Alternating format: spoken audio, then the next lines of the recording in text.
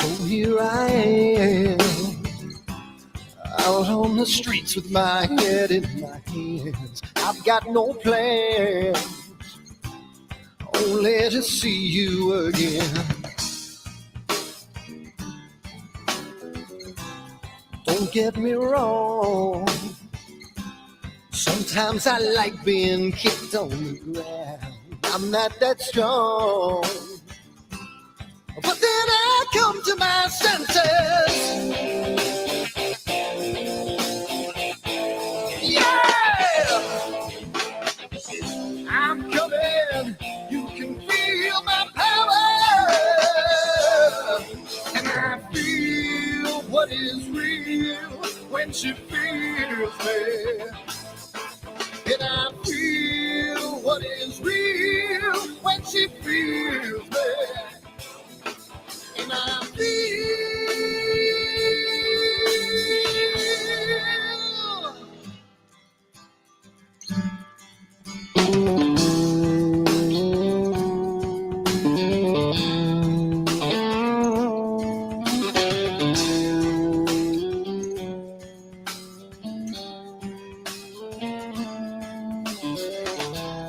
don't be afraid.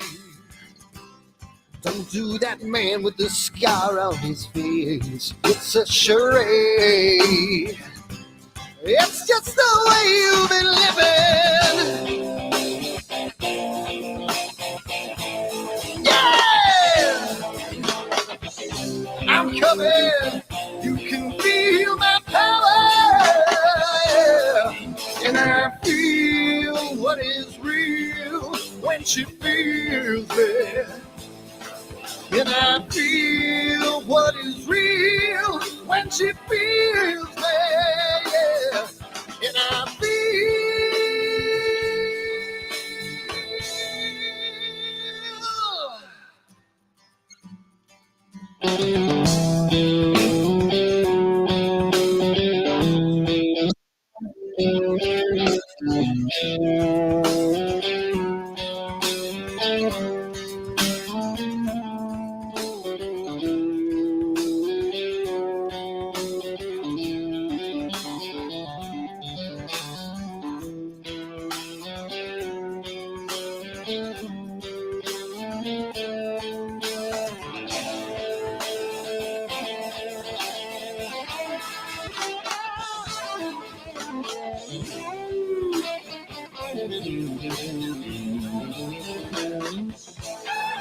And I feel what is real when she feels me.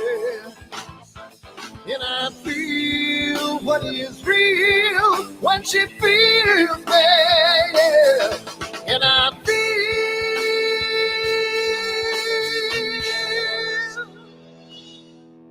And I feel what is real when she feels me. And I feel what is real when she feels me. Yeah. And I feel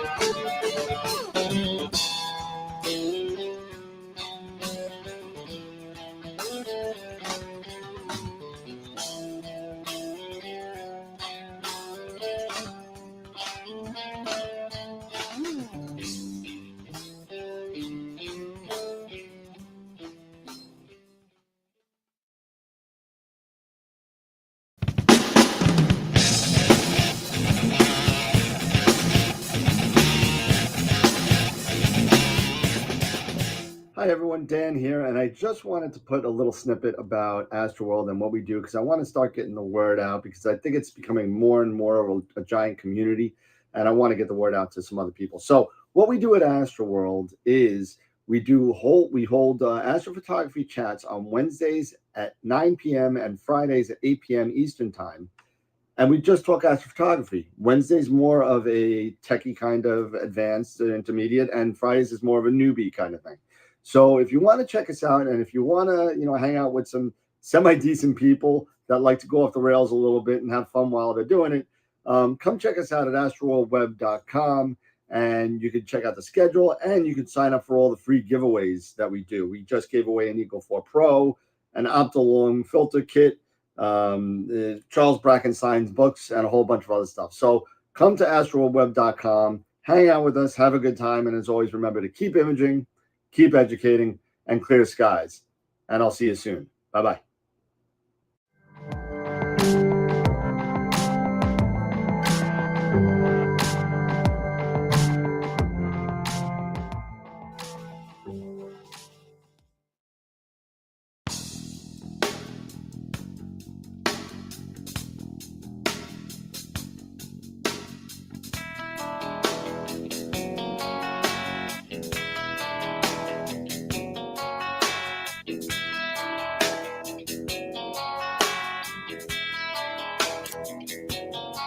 All right.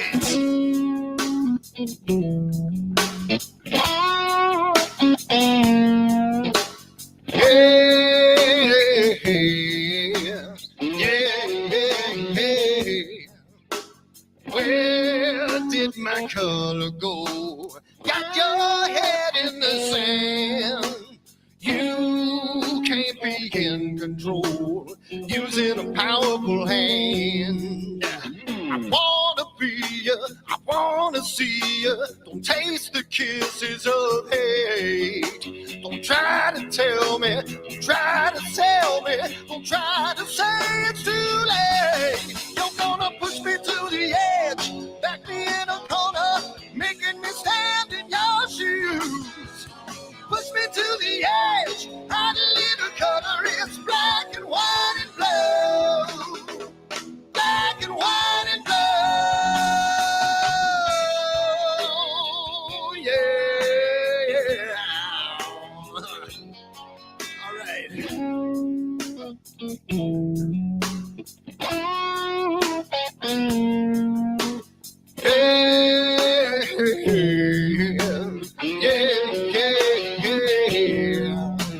Cat learns to ring a bell. Rat gets free from the maze. We can be taught to love. We've got to learn a new way. I wanna see you, I wanna be you. Don't taste the kisses of hate. Don't try to tell me, don't try to sell me, don't try to say it's too late. You're gonna push me to the edge, back me in a corner, making me stand in your shadows. Push me to the edge, that little color is black and white and blue. Black and white and blue. Yeah.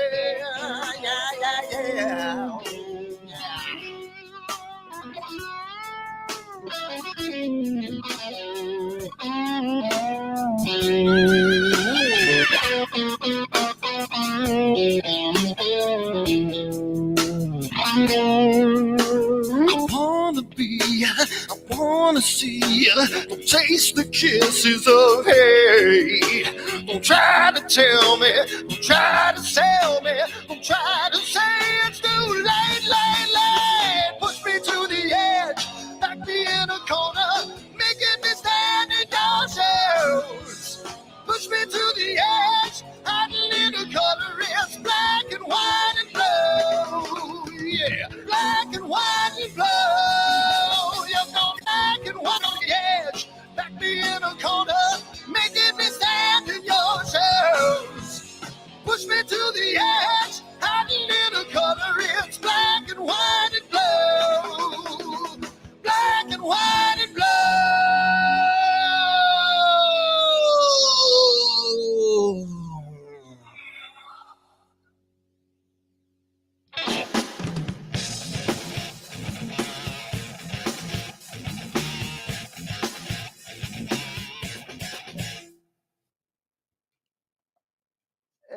everybody, what's going on? We're here again, and it is Wednesday night, and we all know what Wednesday night is. Hopefully, we do a lot of guests tonight, and tonight we are fortunate to have Jeff Geis from Dark Dragons Astronomy. If you have been following the NEAC and NEAF, you may remember Jeff from the interview that Eric did with them at NEAF just this past April. So yeah, it's been like we were talking about it offline. It's been 6 months already, right, Jeff? So yeah, so this how you doing? Yeah, so welcome to the show. It's great to have you. It was great meeting you and learning about your business and the observatory that you got going on, and it's a really, really cool thing. I actually was pumping it up on Global Star Party last night, saying you're going to be on tonight. So as I come see us, so hopefully we get a little bump off that. And but it's really good to have you. It was really great meeting you and Rick. Unfortunately, Rick is on a plane right now, so he won't be hanging out with us tonight. Business is business. We got to take care of it, right? We got to take care of the people that take care of us. So that being said, before we get into Jeff and all the great stuff that he has to say, let's really just go over, because we can't do any of this stuff without our member sponsors and our guest sponsors and all the free gifts that they give us and everything, and plus all the great guests that we're going to have in the future. So let's go over that really quick, and then we'll get right into it. So here we go. So we got plenty of guests, and we got plenty of sponsors. So the first sponsor that we have is Woodland Hills Camera and Telescopes, who's been giving us a lot of cash over the past 2 years to give away, and we're going to be giving away when is it, Eric? We're going to be giving away on Astropalooza. We're going to be giving away $100 in gift certificates to Woodland Hill Camera and Telescopes. So we're going to be doing that. That's going to be money, right? Money. We can't do this hobby without money, right? It's a big freaking rabbit hole, right? So that's what it is. And it's always nice to get a little cash to help with what we're doing. So we also have our Red Giant level sponsors, Prima Luce, Camera Concepts, and Optolong, all of which have been super generous to the show. So thank you to them as well. Our largest and biggest supporter right now at our super giant level is Masters of Pix Insight and IP4AP. These guys, Ron Breacher, Pete Proul, and Warren Keller, have been so awesome. We give away a free Masters of Pix Insight class every Friday night, since for like 2.5 years now. Plus, we're giving away a free IP4AP yearly subscription once a month, every month. If you're not involved with any of these and you're new to the show, go to www.astroworldweb.com. Go to giveaways and sign up for whatever giveaway you want to be involved in. There's a bunch of different wheels that we have, and this is just one of them. So get involved, be part of the 2,000 people that are actually chilling out and watching us every so often. So, and of course, our parent company right now, AstroWorld Telescopes. If you need anything, come check us out or give me a call at 516-273-3771 or give me an email. Our member sponsors are unbelievable. We have over 60 member sponsors through Patreon and or YouTube. Can't mention everybody, but we got to mention some of the top people.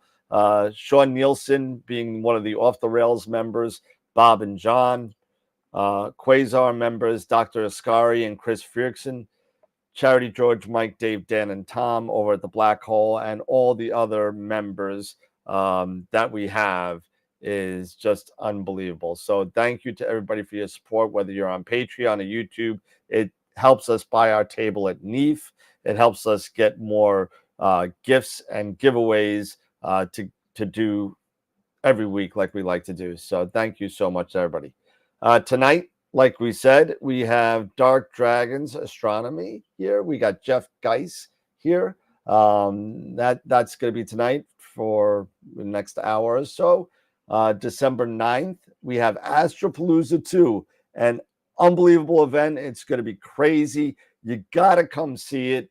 Last year was unbelievable, and this year we're topping it with guests such as Trevor Jones, Dylan O'Donnell, Sean Nielsen, Astro Stays, Scott Roberts, all the Masters of Picks Insight are back again. Charles Bracken, Dr. Sass, Wayne Parker, and Tom Bramwell. So it's going to be amazing. Come down and check it out. January 10th, Nico Carver is back.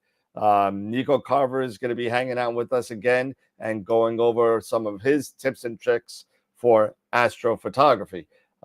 January 17th, Maxi Faliares from Argentina and Adrian Bradley from the U.S., all unbelievable astrophotographers that are going to be talking to us, one about his astrophotography adventures and another one with his nightscapes. So definitely come and check us out.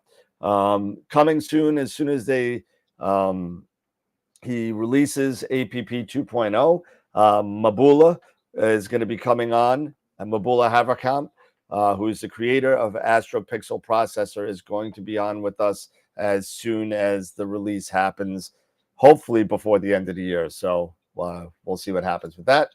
Then we got AstroWorld Image of the Week leaders. So the AstroWorld Image of the Week winner for 2023 was Tom Peter with 7 images of the week through the entire year. And that breaks last year's record of 6 held by Greg Meyer. So congratulations to Tom. AstroWorld Image of the Month winners, here you go. January, February, March. So we got Bloodstone, Tom Peter, Abe Jones, Jason Pellegrini, Starlancer, Josh, Chris, Greg, Mark, Billy Beckett, Scott Schneider, and Dave Schaefer. And November, go vote. We're in the November voting, right? So start voting for the last one, because that's the last one. And all the pictures of the month winners are going to be in the 2024 calendar, which you could pre-purchase now on astroworldtelescopes.com. So also go check us out on all of our other social media platforms: YouTube, Discord, Twitch, Twitter, Instagram, X, whatever. We're on everything. Go check us out. Our Discord channel is now coming close to 150 people. So it's a really great place to get information, and a lot of people are on it. So that being said, we're going to go back to our regularly scheduled program, and we are on with Jeff Geis from Dark Dragons Astro. So welcome, Jeff. It's great to see you again. It's been a while, but welcome. Well, thank you. Appreciate it. Appreciate the invite. Yeah, absolutely. I mean, I've been pushing Dan to try to get you guys on as soon as I left NEAF. Yep.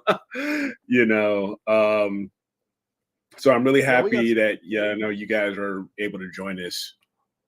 We have been busy, let me tell you. Oh, that's a good thing. That's a good thing. Yeah.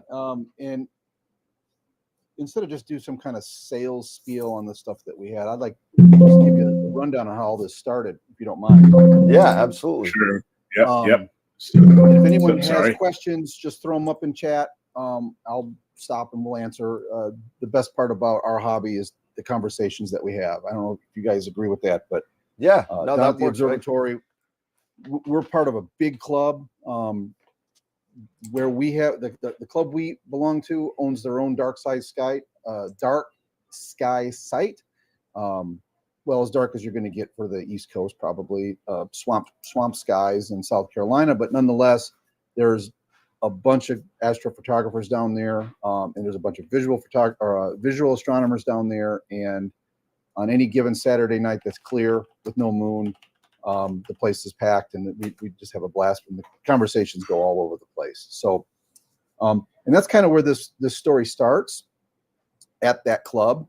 I started astrophotography, I don't know, a decade ago, but it really kick-started when I met Rick, who couldn't be here tonight because he was on an install for one of our customers, and it ran an extra day, so he does send his apologies for that.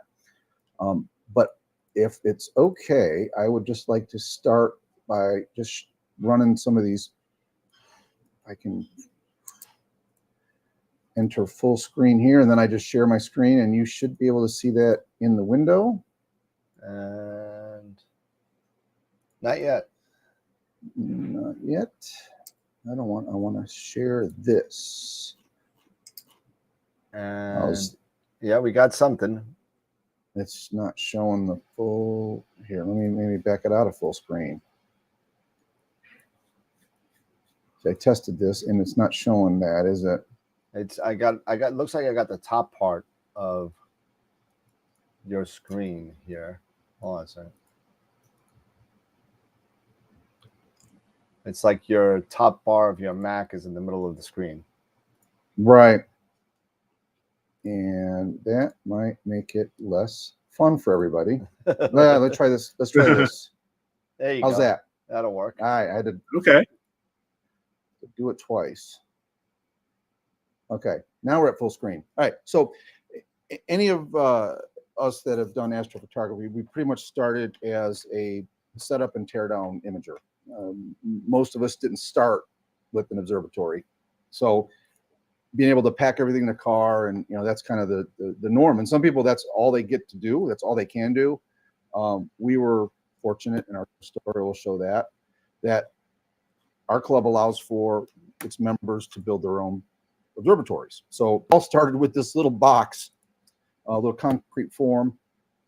They,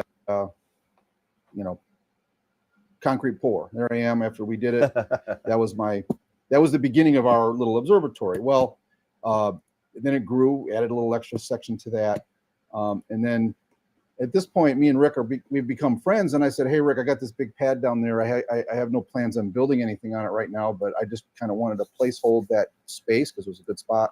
I told him, I said, hey, use it anytime you want. So here we are on one of the first nights that the concrete was cured and we set up, and we're still carrying everything down with our cars. Then, the next thing you want to do is get a pier put in.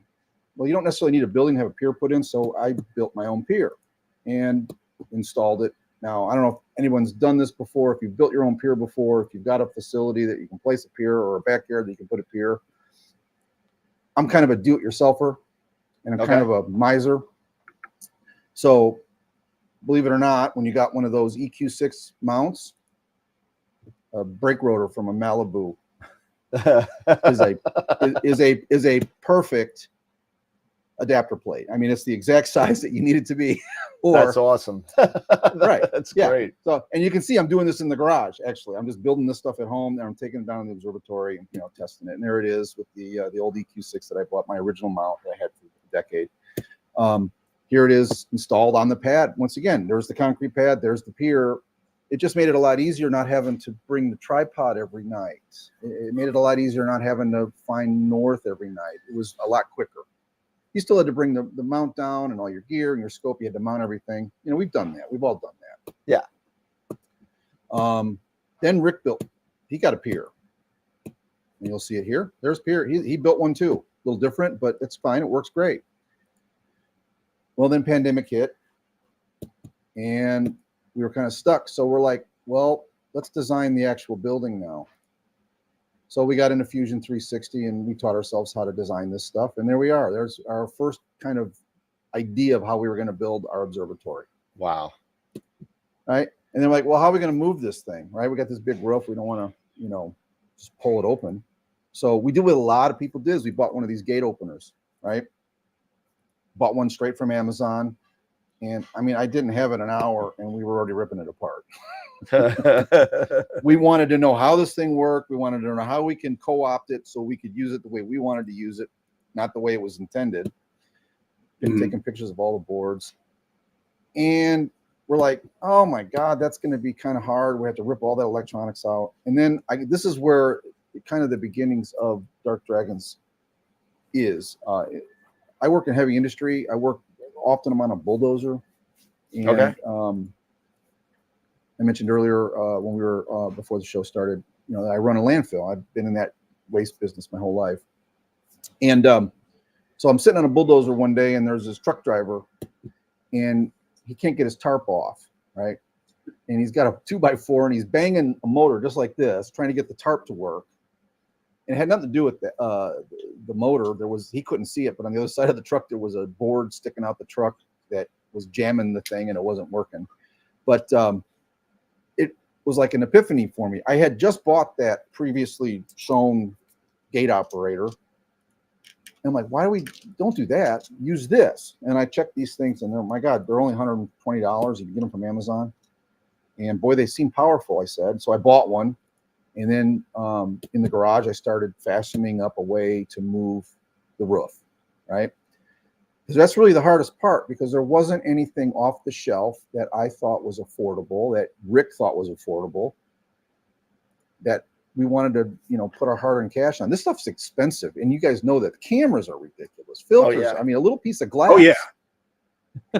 I mean, at one point, I had a set of like 31, or what was it, the 32 millimeter or the 31 millimeter thread-in filters. Yep. And I weighed one, and then I divided it by the cost. I'm like, these things are more expensive than gold. These little tiny pieces of gold. I mean, really, these narrow band filters, if they're good quality, they are not cheap. I'm like, I'd rather spend the money on that kind of stuff than on, an expensive motor for the building. So, and I have some skills. So here we go. We start building what, might be a way to move the roof with a motor instead of pulling it with a rope or a hand crank. So right here, you're seeing this is like Dragon Lair roof version 1.1, or probably beta 1 or alpha 1. Wow. Yeah, this was literally, oh, you know what? Let me kill that audio. That's noisy. But basically here it is. There's the tarp motor for a dump truck, and it's just driving a couple of gears and some chains, and I'm just putting it in a loop to see if it looks like it might work. And boy, it did. A couple weeks after that, we started actually building the observatory. Had some help. There was 3 of us out there. We took a week off of work.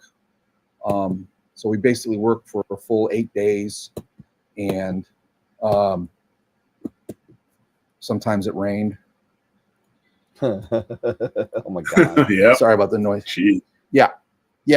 So we were lucky. We only had one of these, but we're down in the Carolinas, so this is not an uncommon thing, right? Anything Right. near the ocean.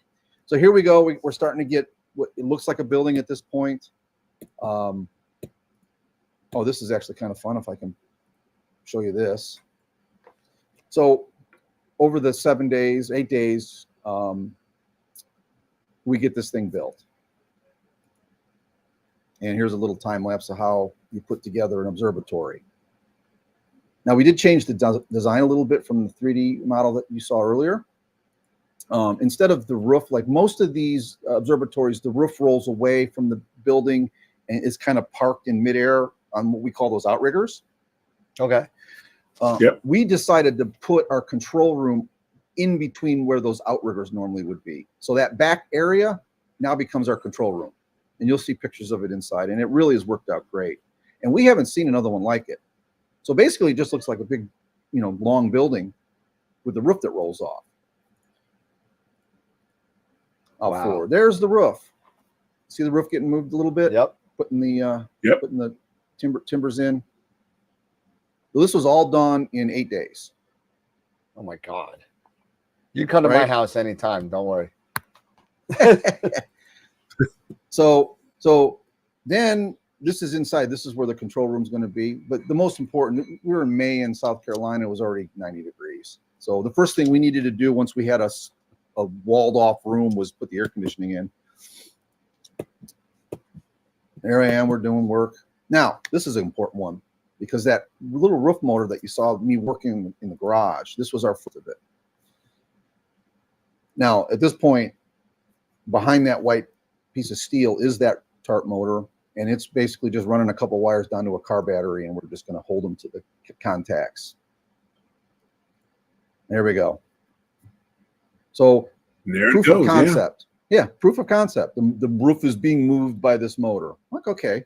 Now I saw some instant problems with it. The gears weren't high enough. You can see where I've added those little, extra pieces of angle iron to get the idler wheels a little taller, but it worked. The concept was there. So we move forward. We get the tin on the roof. We get the doors installed. We're astronomers, so we're there all night. Got to have a place to sleep, right? There you go. This is get our desks in, and then I start working on version 2. with taller idler wheels and make it a little bit. It doesn't look pretty, but it was all about function. We're trying to make this thing work, right? Here's the first time there was an actual telescope in the observatory. Still got wood on the floor, and there's still 2x4s. Rick's piers back in the corner. He hasn't even got it in yet. We're running our fiber optics in. We're pretty lucky at our club. We have gigabit fiber right down to the network, or right down to the observatory. Wow, That's awesome. And each of the observatories have fiber directly into the building. They had a lightning strike about 7 or 8 years ago, and it took out a bunch of what do you call those eagles? The control system. The Prima Luce Eagles. oh Yeah, took out a couple of those. Took out the no. boards on a plane wave. Took out motherboards on some software BIS MITs. wow. I mean, it was That's yes. not good. So the club said no more, and it went through the network cable. It didn't go through the AC voltage, because all that was managed. The networking. So over the next couple of years, the club went to 100% optical fiber to each of the buildings, so there's no chance that you could get one of those again. There you go. So Rick That's the gets his Ioptron 120 in there. You can see my EQ6 back in the corner there. And now we actually get to start imaging. Well, we had to modify his pier because the new mount, so we just built one and welded it up ourselves. Used basically some dimensions that we found online. Put in some security cameras, right? And here we are. We're actually got 2 rigs. At this point, I just traded up to an EQ8, which I still have. Great mount. Okay. Yeah. Okay. I got one on my pier. no, that mount is awesome. Now, I had to modify it because it's got a design flaw. I don't know if you knew about this, right? The stepper motors are on the one side, on both sides. So if you go like unmounted, the thing will always rock to the left. Yep. Well, I just put a bunch of weights on the right. There you go. So I got a stack of plates like 3 inches thick of steel plates bolted on the right side of the mount, and now it'll actually balance with nothing on it, and it tracks a lot better, by the way. I'm so sure. now Yeah, we're actually starting to get to work here. And guys, if there's anything here that you want me to stop at, I'm trying to run through this early part quick because No, there's a that's lot of okay. cool It's stuff good. at the end. And here we are. We got a fold down rear wall, and we're starting to image. We're starting to get good data. Starting to get good tracking. I mean, look at that. Wow, look at that graph. 0.43. Jeez. Yeah.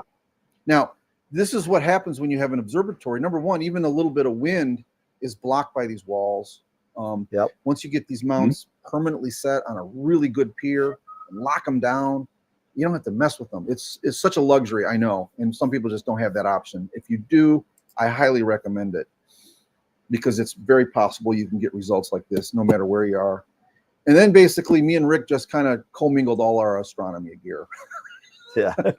So at some point it stopped being like mine or his, it was just ours. So at this point we got all our scopes on. Yeah, just which scope do you want to use this this season? Well, it's galaxy season, so let's take the RCs off the shelf and put them up on there. Yeah, you need a dovetail. We got all the dovetail. You got a comment on there calling it astro porn. So it is. It is.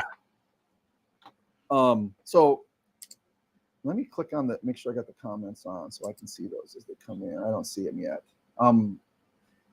Not seeing those, so maybe they're in another place, but that's fine. If you see any questions, just forward them to me, okay? Yep. Let me know or speak them out. Sure. Yep. All right, so let's go back to the video. So, we start having some fun with this thing. We're imaging, and the roof's working pretty cool. Now, at this point, it's still all manual, right? So what you guys saw at the show hadn't even been thought of yet, right? So at this point, Rick's probably in the back there holding the button down, and I'd wanted to get some video of it, opening the roof. We were still pretty proud of just the mechanics of it, right? That we came up with this. Then we added red lights so we could run light at night, and if we needed to maintain something, we could go and dim the red lights. And because this is a shared facility, there's a lot of people out there, there's a lot of visual guys out there. Sure. We got to be very sensitive to that. So we built this facility, or we built our building with like black rubber flaps anywhere that light could get out. We didn't want to, kill anyone's night vision.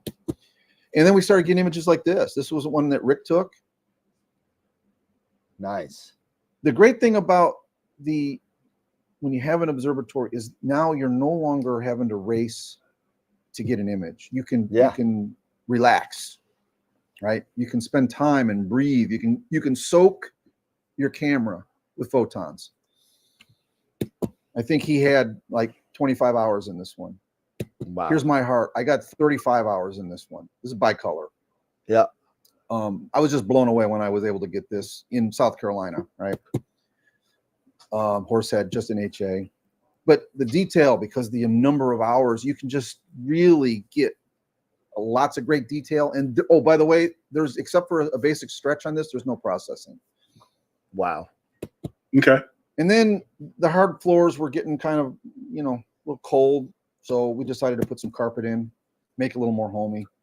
Nice. Yeah. Why not? It's just a continued. Yeah, exactly. And then I always joke that I wanted a pizza oven if I ever built my observatory. So we put a pizza oven in so we can make sure we got a refrigerator. Nice. And I'm not showing the whiskey shelf. That's on the back side there. But Oh, anyways, that's something Dan continue would appreciate. There you go. continue to image. We continue to grab frames, and this is kind of the way it was for about a year before things got really crazy. But we'd spent a lot of time down there. We could image. This is one that we both did together. We had two refractors that had about similar focal lengths, but they had the same camera sensors, right? So we did a long exposure soak, and this is called the Hidden Galaxy. And what's interesting about this one is that you're shooting through the core of the Milky Way to grab this from the other side. So it's very faint. Yeah, and it's easy to mess up because there's so much noise in between you and it. But we were pretty happy with how that turned out. That was like our first collaboration, two different scopes.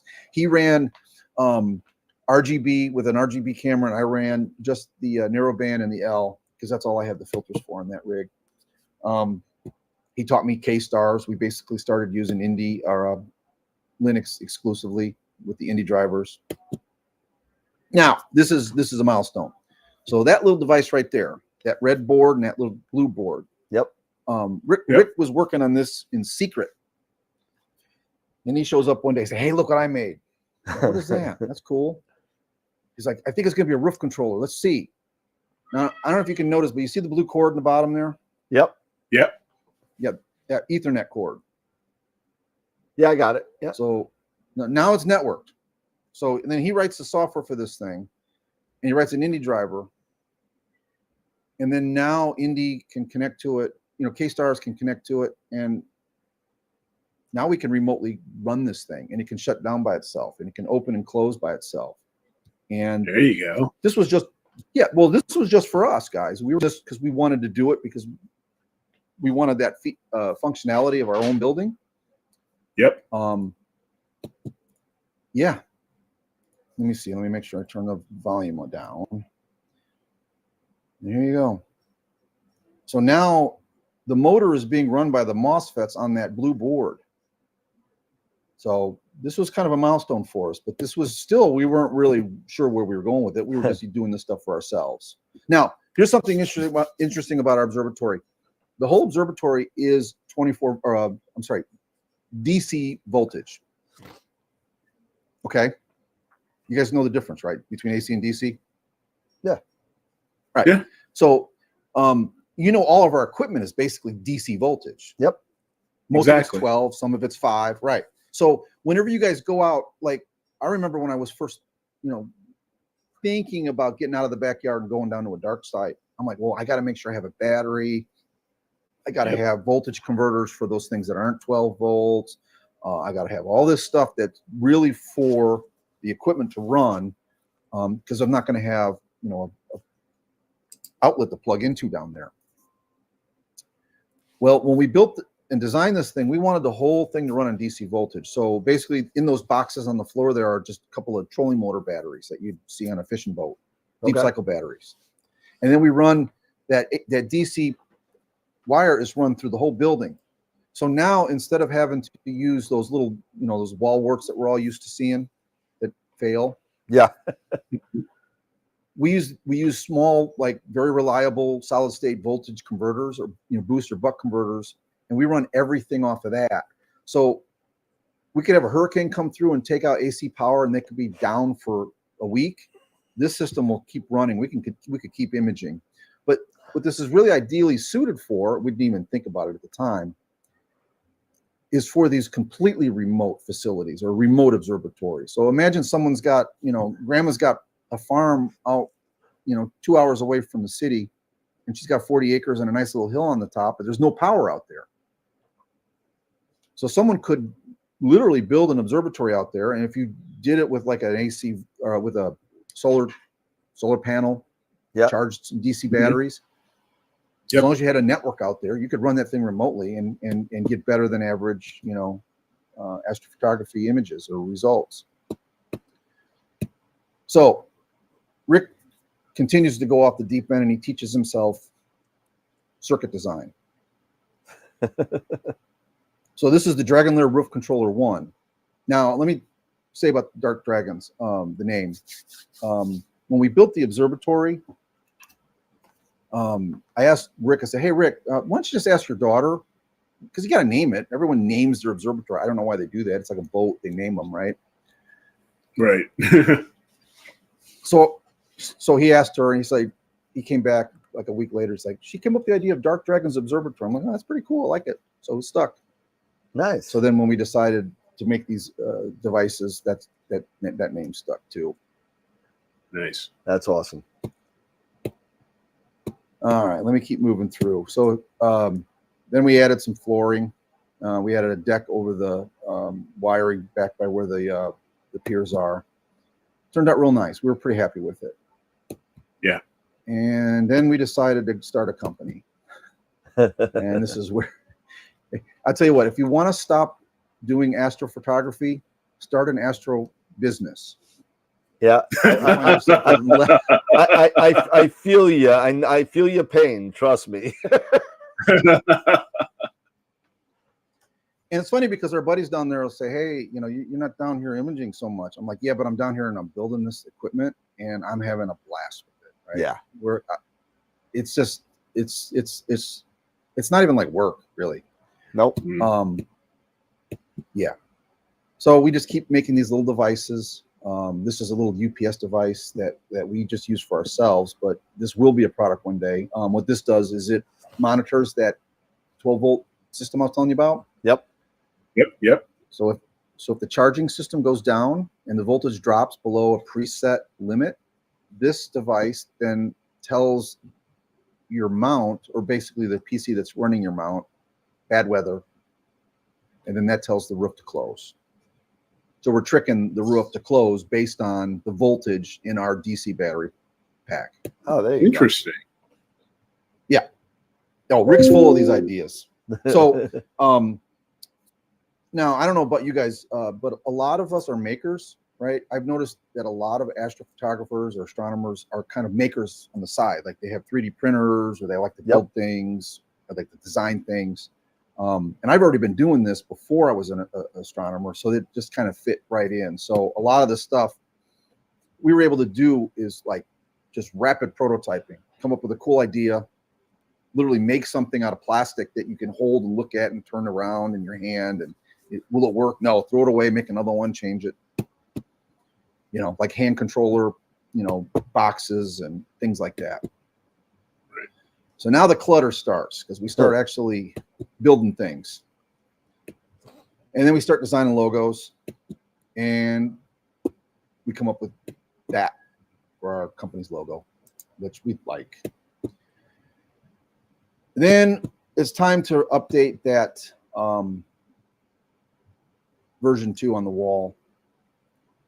So we get into Fusion 360 and we start fiddling around with it, and we start looking at like, well, let's make it look more professional. Let's use, better metal. And let's use instead of me making it in the garage or in the shop, let's, find a fabricator that can cut these things precisely. We do a lot of 3D design for cases and enclosures. We do a lot of rendering, so we can look at these things before we spend money on them. Here's our little workshop. Here's more board prototypes that came in. And this is all before NEAF, guys. This is like the 6 months before we met. Yeah. Yep. This is all this happened. This was like time compressed in a 6-month period. And then here we go. We got our first metalwork from an online prototyping facility, and we've stuck with them because look at the cut of that. It's just perfect. You know, no more, you know, Jeff using a grinder to try to make a slot or some weird, you know, cut. We're using good stuff. We're getting good stuff made.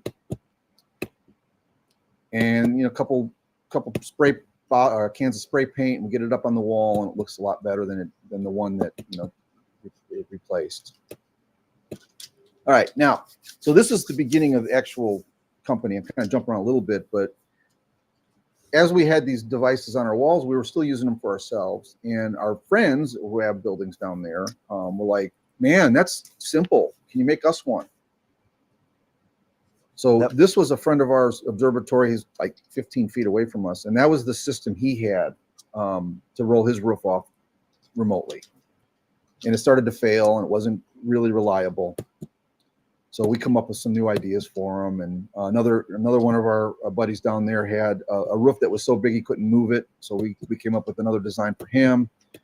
And then this is what we ended up, the one that was a jumble of wires. This is what it became. Very simple, works. Press a button, roof moves. Yeah. We're trying to make it easy. Right. So then we get into now we're looking at, okay, we're going to go to NEAF. This is November. Last year in November they opened up the slots for NEAF. We're like, okay, yeah, we started a company. We're going to do this, so we're going to go to NEAF. We have to have a show product ready, something professional, looks good, can't be 3D printed. So these are some of the preliminary designs of what we were looking at. And then, you know, anyone out there that's done 3D printing, that's something that's going to happen. Yep. Mm-hmm. Yeah, 10-hour print, and you come home and that's, you know, bird's nest. You know, then you try it again and it works. All right. So now we're getting to a product that, this is the one that you guys actually saw down at up at NEAF. So we had that ready. It was working. The firmware was updated. Rick was putting some interesting ideas in there. This is when we added the web server onto the device. Up until this point, it had only been an Indy driver for Linux. We didn't even have an ASCOM driver written for it yet.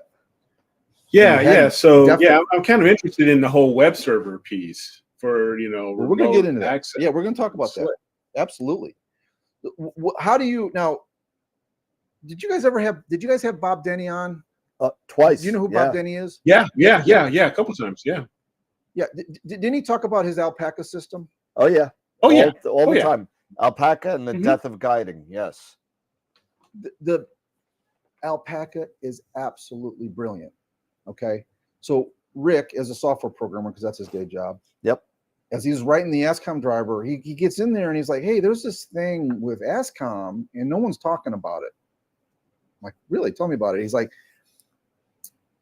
now on Linux, Indy already had something like this. Remember, was it StarMate? StellarMate. Yeah. StellarMate. Yeah, they got a new. Yeah. I think they got a new version out right now. They but it do. was based on Linux. I'm looking forward to checking that out, to be honest with you, because I did a video on the StellarMate 1 about, I don't know, 2020, and I did some stuff to that machine that I had to take the video down. Yeah, man. Yeah. But yeah, I'm looking forward to StellarMate too. So yeah, this one's a lot. I'm sure there's a lot. It has many more improvements, especially now that it's more Linux based. Well, here's the interesting thing about that StellarMate, because it ran on Linux, right? Yeah. Right. Did it run K-Stars? It did. It did run K-Stars. Yeah. Now, what's great about Indy is that it allows for web devices. Right. Yep. So you can put a little Raspberry Pi that is running a very pared down version of Linux, and you can just sit it right on the pier, and it only runs the drivers, and then it basically like port forwards everything that it needs to the computer that's actually doing Running, the right. bulk of the control system, right? Right. Well, that's what Alpaca basically does. So it's this, it allows for this web interface. So that Ethernet connection that's on the devices becomes more important than just, just data pushing. allowing ASCOM to Yep. connect to it, right? Yep. Right. And then it also does the driverless installs, which is also a game changer. I don't know about Yes. you, but in when I started this hobby, I don't know, how long have you been doing this, guys? Oh, since film? Okay, so Yeah, a he's long been time. doing it I'm much talking- longer than I have. I've only been doing it, like for about 6 years now, maybe 5, maybe 6 years now. And he's already better than Well, then me. you- So But you remember, when you had to scour the internet for drivers? oh yes. Oh no, yeah, I'm in yes. IT. Both of us, we're both in IT. We Yeah. do that all the time. Yeah. We're scouring numbers on almost anything and everything.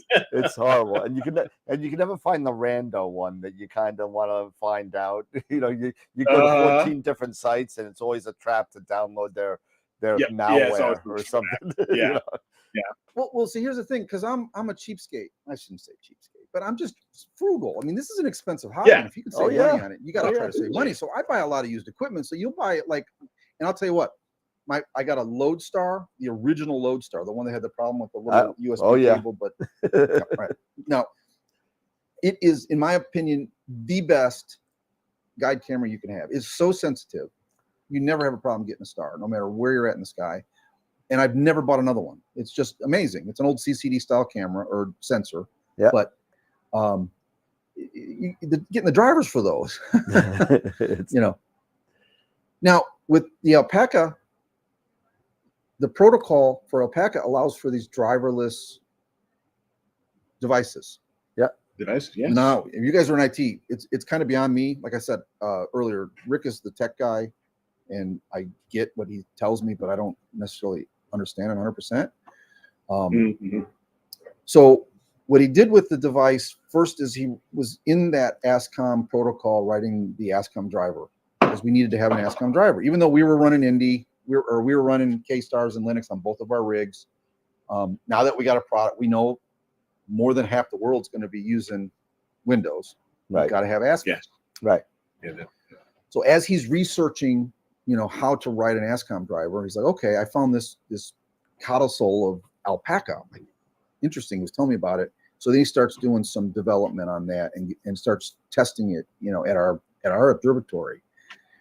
Now this is before the web server went in it. So this is just the driverless portion of it. And I'm like, oh, how cool. Then you download Nina, or before I was a Linux guy, I was a SGP guy.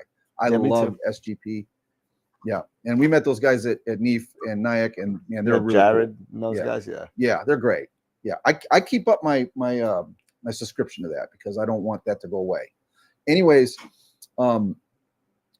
just being able to go into one of those Windows programs and install that piece of hardware without downloading anything from anywhere, just finding it, and it's black magic. Yeah. It's like plate solving. I don't get it, but it works. So then Rick, several weeks later, he's like, I got another idea. And this is the web server. So he puts the web server on the device, because we are using just these standard dual core Pico processors on these things. And he just ran a little web server on it and basically says, okay, now you can control the roof from the web server. So basically you just point your browser to it. Yep. And you can open and close the roof. And now what I've found is I honestly do that more often than I do like any of the automated stuff. Wow.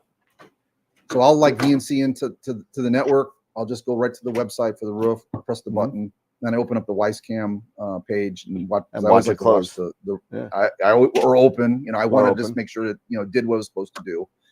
Right. And it always has, knock on wood. But because it's an hour away. So if something happens and it's a Tuesday night, you got to drive an hour. I haven't had to do that, knock on wood. Well, that's good. Anyways, so yeah, so that's how the web server works. I mean, it's very simple. small line of code that runs that little web server, and it just shows it shows a logo and what you can do with the device. Yeah, that's all. So what else did you want to know about that? Well, go ahead, Eric. Go ahead. No, yeah. So basically with that, so you're running Alpaca on the back end for that.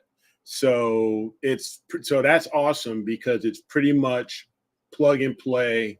It's go. It talks directly to your imaging software, right? Your imaging software. Yes, it goes right to your imaging software. It doesn't have to, go through a lot more of those hoops now that you have to deal with ASCOM originally, right? Now, what happens to that PC that's run? Here's the question: what happens to that PC if that PC that is running Nina or SGP or whatever software you're using, if it goes down, fails, hangs, you can't reboot it? How are you going to close the roof? That's a very good question. Use my cell phone and point it to a web browser. No, you're going to point it to the web browser. Yeah. You're gonna. Yeah, that's I was going to get to that, but that's great. That's a very good question. That's why it was innovative when he showed me that, and then we started looking at the use cases. Because there's no power button on these devices. You plug them in. As long as they have power, they're on. Yeah. I mean, it's interesting. I'm sorry. We've had Bob on twice already on the show over the past couple of years, and I got to hang out with him quite a bit at NEAF as well because we've never met each other. The second show that he was on with us, he actually had a power outage and had to do it from a Starbucks parking lot. So I remember that. Yeah, so he was in the middle of Florida with his laptop on using Starbucks Wi-Fi to come on the show. But Alpaca has always interested me, but it also interests me it hasn't really caught on yet. It hasn't really gone crazy. A lot of people, mount peoples in particularly, aren't really jumping on the Alpaca bandwagon again, just because of the cost of creating everything differently again. Well, that's what's interesting because we started with it. If you're starting with it, boom, you're in. But if you already have ASCOM platform driver, a lot of people are. You may not want to spend the money to invest in that, updating that. We've made the commitment to any device that we devise or come up with is going to have Alpaca hardware. Nice. Now, there's a difference between Alpaca hardware and Alpaca software, right? Yep. So you can have a driver that connects to the software and it does it with Alpaca, uses that Alpaca protocol, but it's still software based. Ours is hardware based, which means you don't need to download anything, as we said earlier. So, all right, I'm going to share my screen again. Now, real quick, go ahead, Jeff. If we did have one question, and I'm not sure if there's something you'll maybe touch on a little later. But Ernie was asking, are they going to sell the small observatory kit like the demo they had at NEAF? Well, that's funny because that's the next slide. Okay, then. All right, Ernie, there you go, man. Yeah. No, we're building. So here we go. So as you know, this is why we met you, and this is why we had him 4 deep at the table. Was this little thing? This was never meant to be a product, guys. This was meant to just show off the hardware and electronics that we were coming up with, right? And then we're like, well, we need to do it. It has to be small. It has to fit into a 10 by 10 square, building or a booth. So we came up with this thing, and we were kind of shocked that everyone, like, oh, I want that. When's that going to be available? Yeah, it's true. Yeah, right. When's that going to be available? Oh, I want that. Well, there it is right there. This was the one we took to New York. I mean, this was it. We built it and we took it down and laid it against the back wall of our observatory. And, and then every Sunday or Saturday, we would, as we were testing it, we would build it again. We got so good at building it, we could put it together in 30 minutes or less. Wow. Yeah. Yeah. Using these tiny little motors. Yeah. There it is against That's awesome. the big building. And then we're like, well, you know, we got to have a demonstration. We got to have a scope in the middle. No one would believe it would work. So we put a little 8-inch RC in there. I say little, but Yeah. the scopes that we're working with now, this is definitely little. Yeah, exactly. Now, if you remember, it wasn't finished. It looked just like this. We didn't have any, you know, cladding on it. We didn't have a front door on it. Yep. We wanted it was a skeleton. But the interesting part for the folks that didn't come to NEAF, right here, are these slides. So what we do is we use these industrial drawer slides. Often you'll see these in heavy equipment trucks where they got their big impact wrenches and big parts will be at the bottom shelf, and they're big. Yeah. These things are rated for 500 pounds. And we found them, you know, fairly cheap online, and we got them and we installed them, and it slid real nice. Here we are putting the thing together. It's our buddy Justin, and we're using basically the same style of gear system as the big building. A couple of idler wheels. Yep. There's the Dragon Lair right there. No enclosure, just bare board. We had designs for the enclosure. I had an order in for our manufacturer for the enclosures, but guess what? They didn't show up until the week we got back from NEAF. Bummer. So we were scrambling. We were like, well, we have to show our equipment off, right? So we built this little aluminum board, and we got some signs. We did the best we could to show our best face forward. We also had a couple other devices. You know, we had a Dragon, we call it Dragon Fire, which is that device in the middle. It controls power. That actually allow you to power cycle like a Nook, right? Okay. Or a camera. Same thing, because it's got the wireless, or I'm sorry, the driverless hardware alpaca, and it has the web server built in. As long as your network was up, you could reboot that computer that was hanging. One that we were talking about earlier, Eric. Yep. Yeah. And then we got to NEAF and we saw that Pegasus Astro had, and we said, we're not going to develop that rest of that. Theirs was better. Those are nice guys too, by the way. Highly recommend their stuff. Our booth was right next to theirs, and they had that Ultimate Power Box. That was the launch for that product, and we saw it, and we're like, nope, we're gonna not spend any more time on the fire. Yeah, it's Evans and Andrews. Right. Yeah, super guys. Yep. So stuff, you know, for the booth. There's Nyack the day before the show. I mean, look where they put us. We're right in front of Prima Luce, and you can't see it. In front of us is Plane Wave. Yep. And over here to the left, remember Software Bisque. Software Bisque, and was I'm right like, on the other side. Yep. Yeah, and I'm like, pressure, right? Pressure. But on the second day, we had the guy from Software Bisque. There's the motor on the table. See that on the left side, that little motor with the white. Yep. Yeah, the little motor there. Yep, I remember that. The guy come over. I forgot his name. Sorry. I'm sure I'll remember it after the show. But he comes over. He's like, "Can I borrow your motor?" I'm like, "Yeah, sure, go ahead." And he takes it back. He's got someone looking at one of his MEs. You know, he's got those big ME mounts over there. Yep. I was like, "Man, anything to get a sale, go show him, whatever." And then he takes the motor back, and he's showing his potential customer there. And then he points at us, and they're waving. I'm like, "This is an amazing industry." Yep. Now we're not making mounts, and we're not, you know, competing directly with those people, but still that they would have it was just super sweet and nice that they would be that open and to some new, you know, the new guys, right? Yeah. There's my family. They came up and they helped us set up, and there's Rick and I before, all proud fathers of our new little baby. Nice. All right. So if you remember Nyack, there was a long meeting the second day, like a long conference. Oh, yeah. I think that was the keynote, right? Mm-hmm. I forgot who it was. We weren't there to see the shows. We were there to be part of it. Rick's like, "Hey, we got an hour and a half. Let's sneak out and go over to NEAF and set up." So we took the mini layer in the van that we rented, and we set that thing up in an hour. And we were back before we set that thing up. And there it is before that the keynote let out at Nyack. And this is where we met you guys. Yep. And I don't have a whole lot of pictures from the show itself because we were so busy talking to people. And then we get back. On the Wednesday we get back, the enclosures arrive. God damn it. So we would have looked a lot better if we had all our enclosures instead of having just the boards, right? But right. It is what it is. So, you know what? right. Nothing. I thought, you know, being new to the business. I mean, and you're just coming out for your first time to a show like this. I think it says a lot that we all see the nice and boxes, but you don't usually see the electronics and stuff inside and how it actually works. And when you and Eric and myself were talking over at NEEF, you were able to discuss and show all the workings of all the innards of it. And I thought that, that says a lot.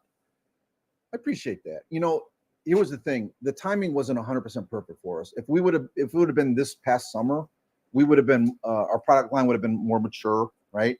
But we did not want to waste a whole cycle, a year, and wait for NEEF 2024. We had to be there in 2023. We needed to get the name out.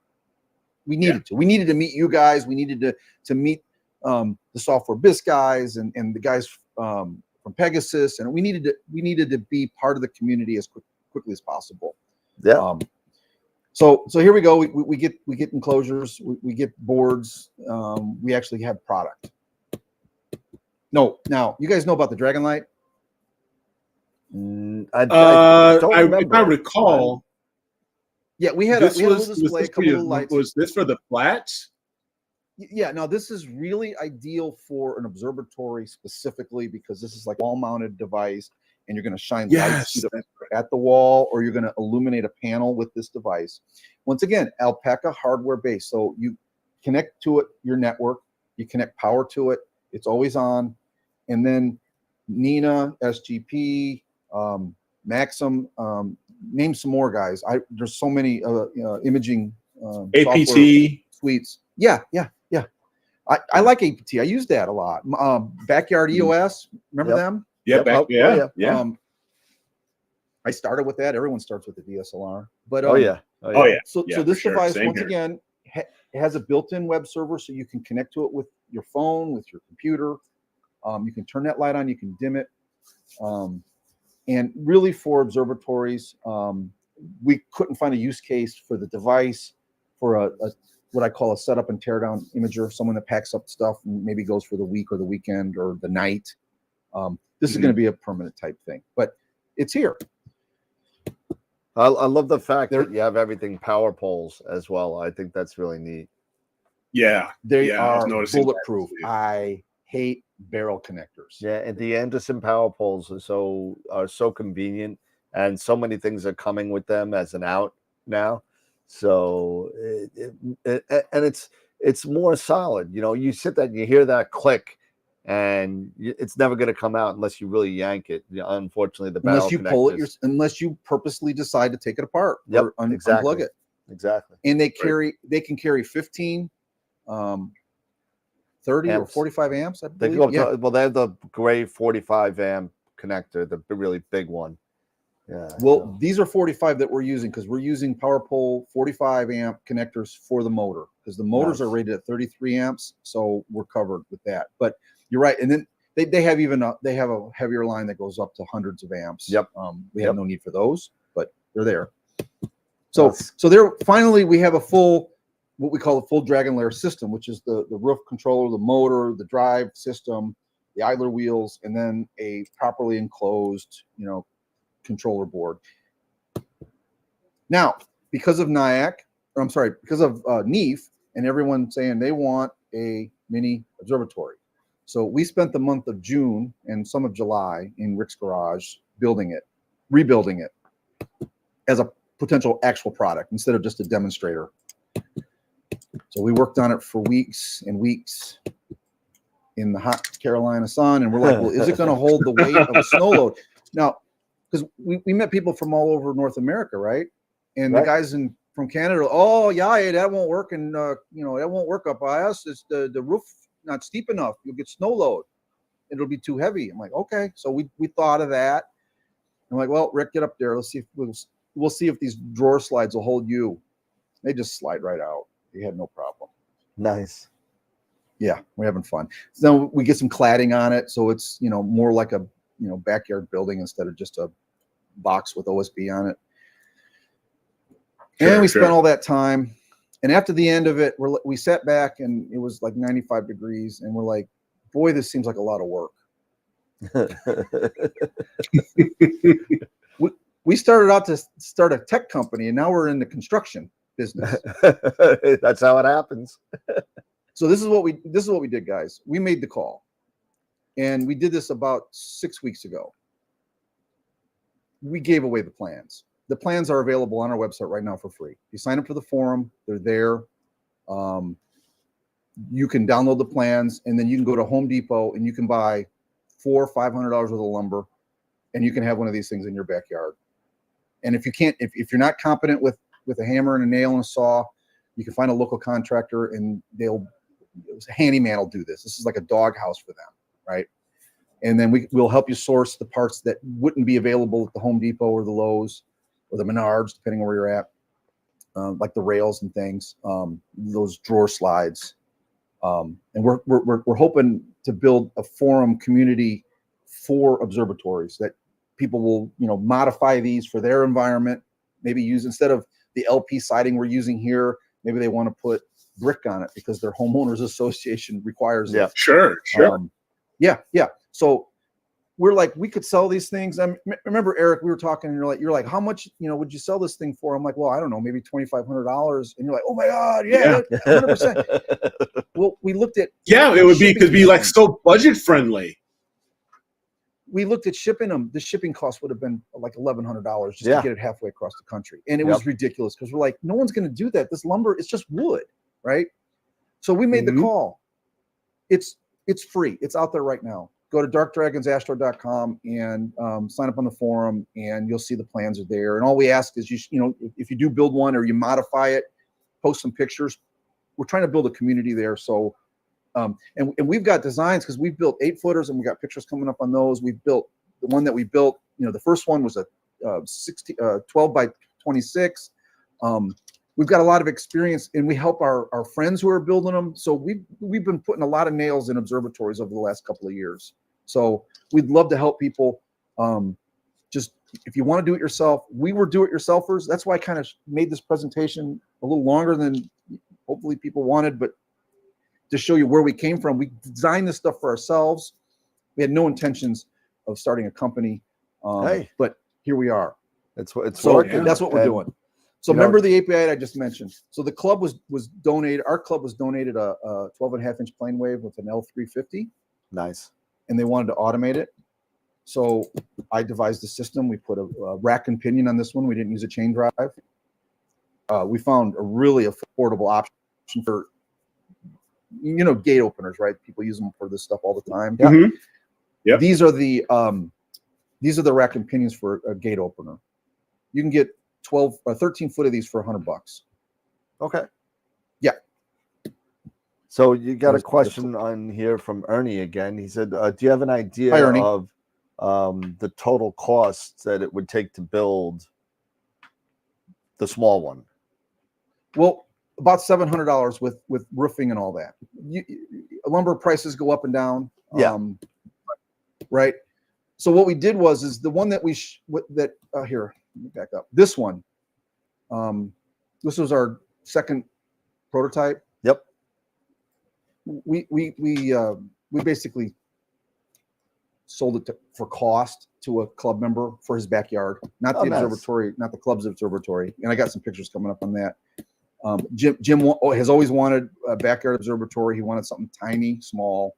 So there we go. Dark Dragons, both the flat light and the roof controller mounted in the club scope. More 3D printing errors. I was like, wow, that's pretty cool. New hand controllers. That's Rick there on the right. That's our first order. That was a Dragon Light, actually.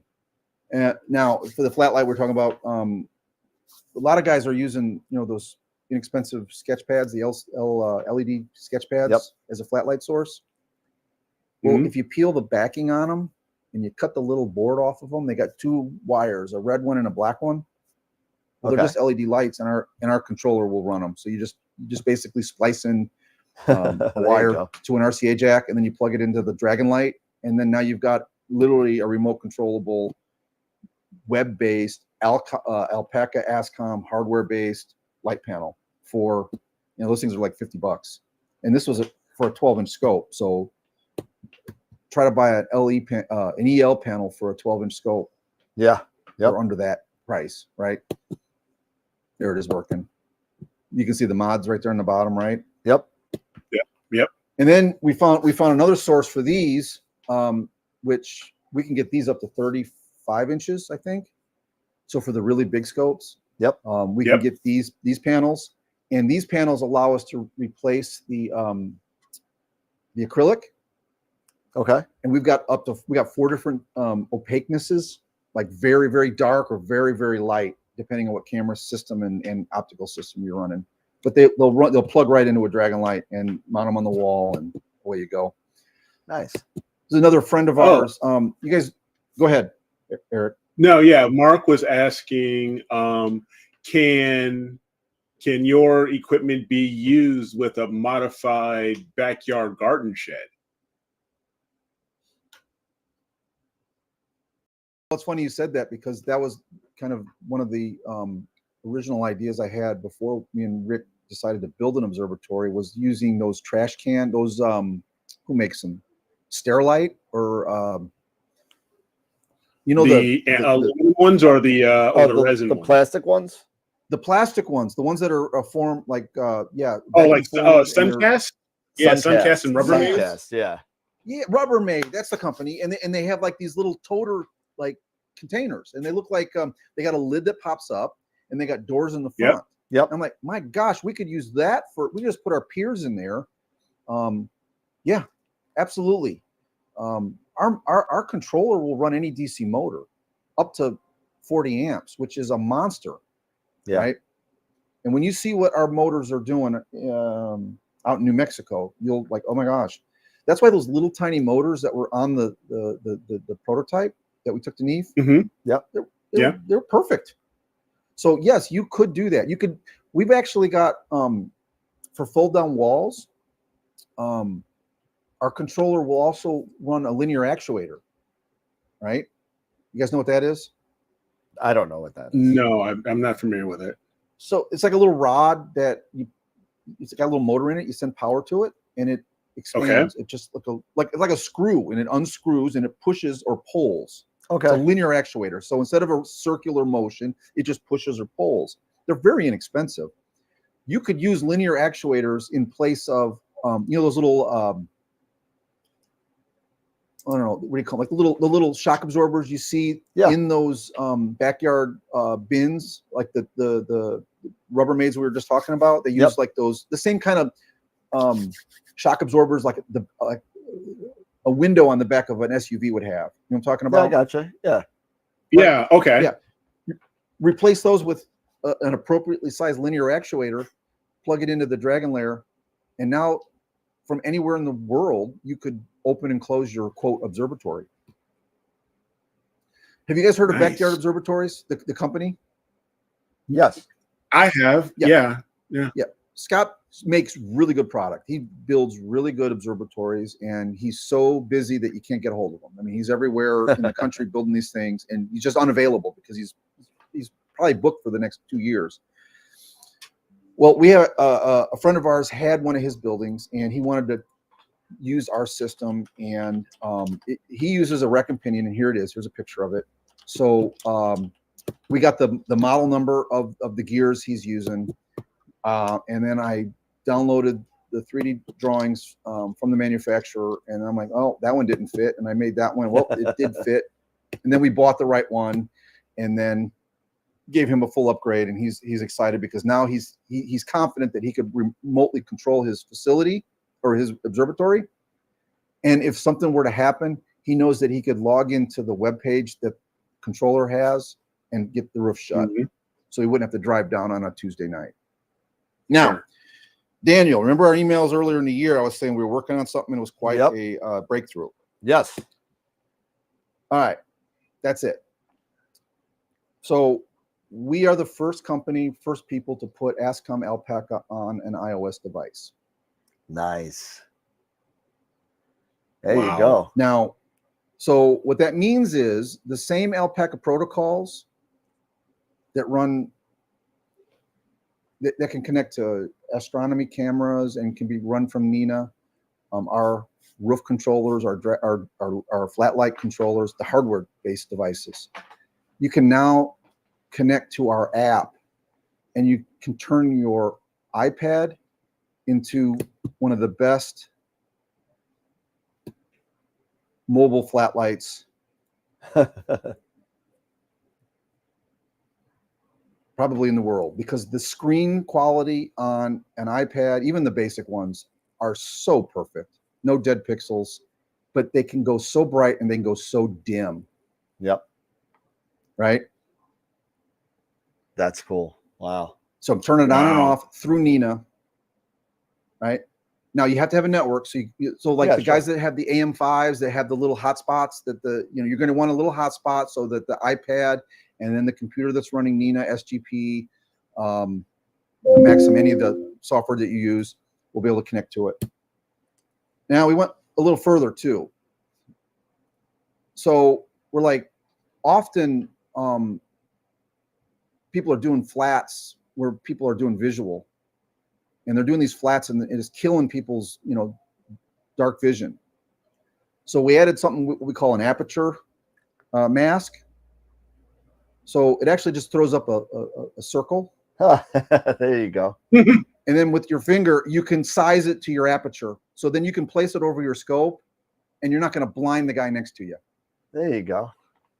And then it remembers that position. So when you shut it off and you go home and you come back the next night, it should stay at that position. So like if you've got a 60 millimeter refractor and you've got it sized right for it, you don't have to change that.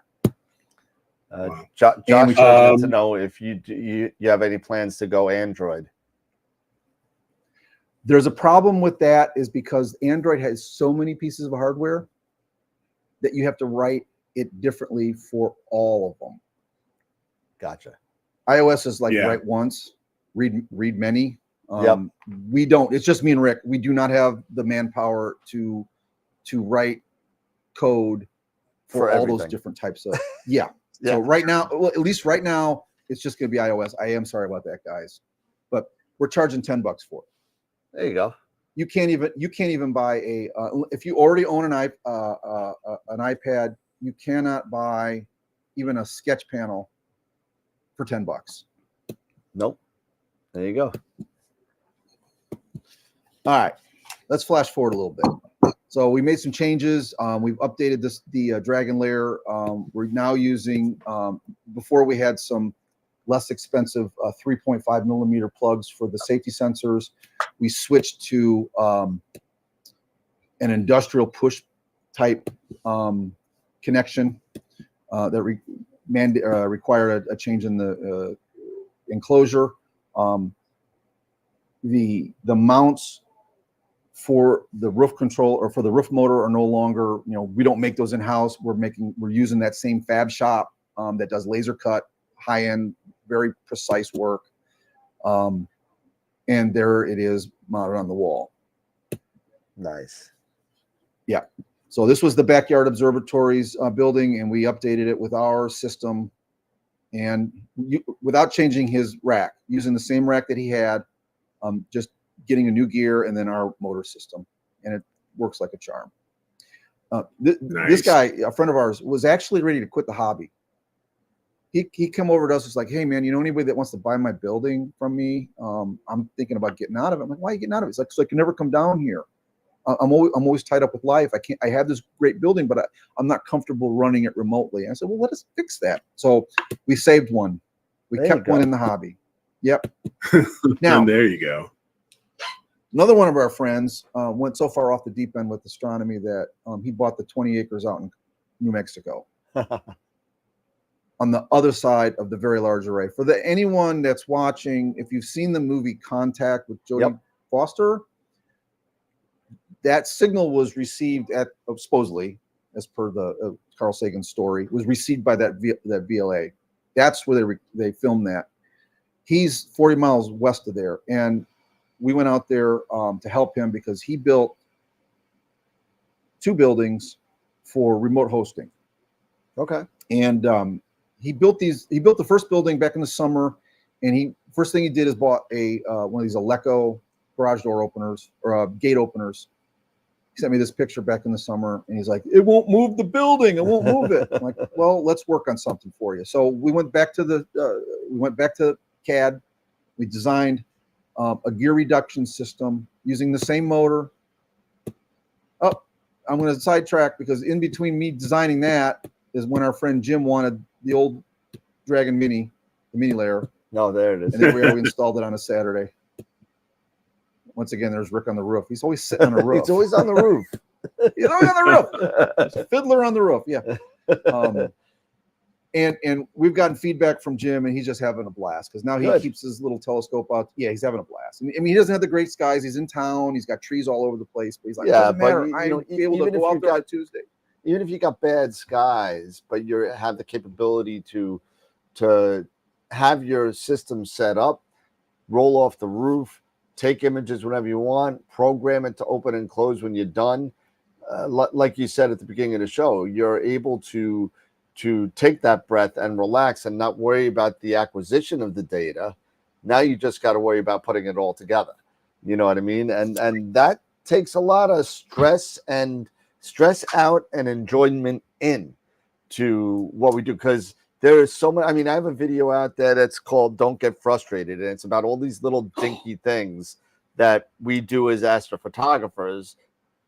That even people that have tons of experience, like forgetting to take the freaking lens cap off, or put it, or not having the plug in, not that you have a USB plug in the right port, or something silly like that. And you know what? If you have everything set up and you don't have to worry about any of that kind of stuff, and you just literally and put an environmental sensor on there so it opens and closes where it senses a cloudy or a raindrop, you know, then it closes and opens. And you know what?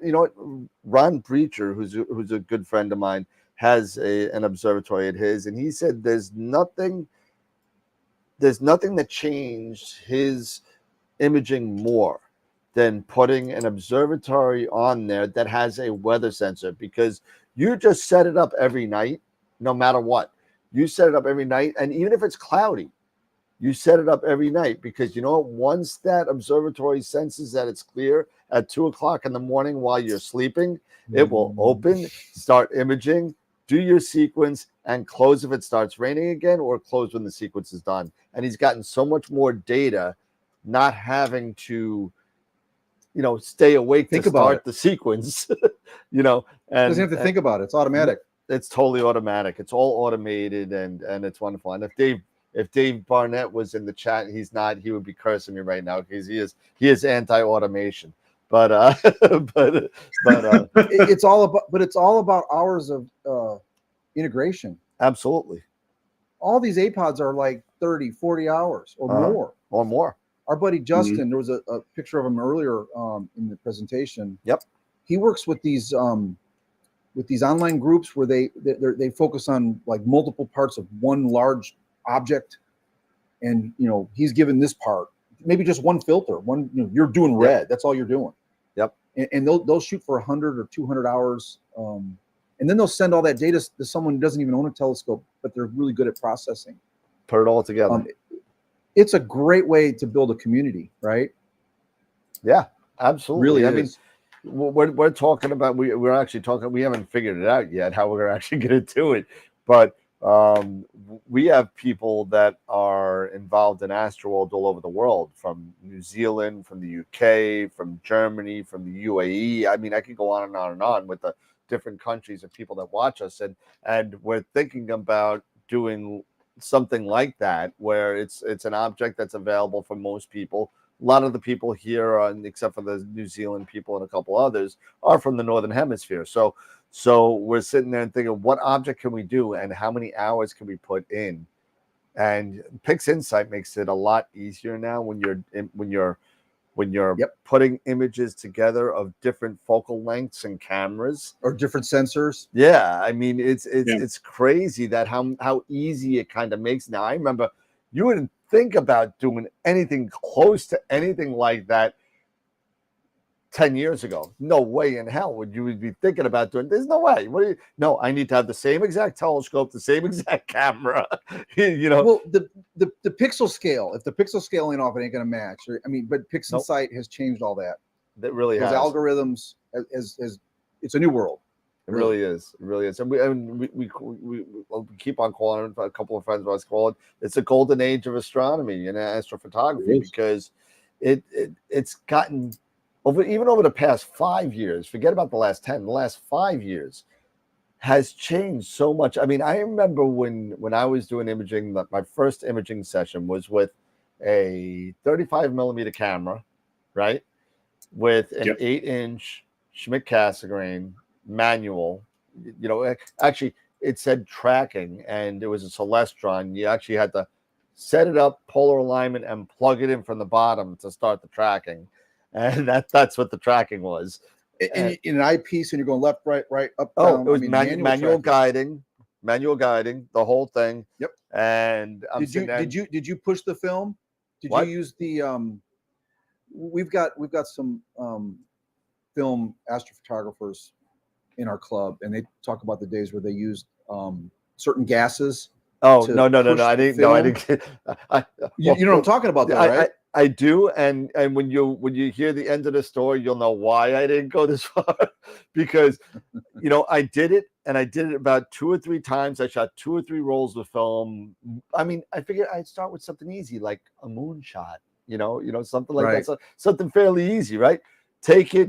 Of course, you know, I gotta run it. There was no CVS or Walgreens or what. You know, there wasn't even an hour photo. So I took the film, drop it off, wait 7 to 10 days to get it and processed and everything, and I get there and I open up the picture, and all I have is about 3 rolls of 36 exposure film of unfocused garbage, and it was just horrible.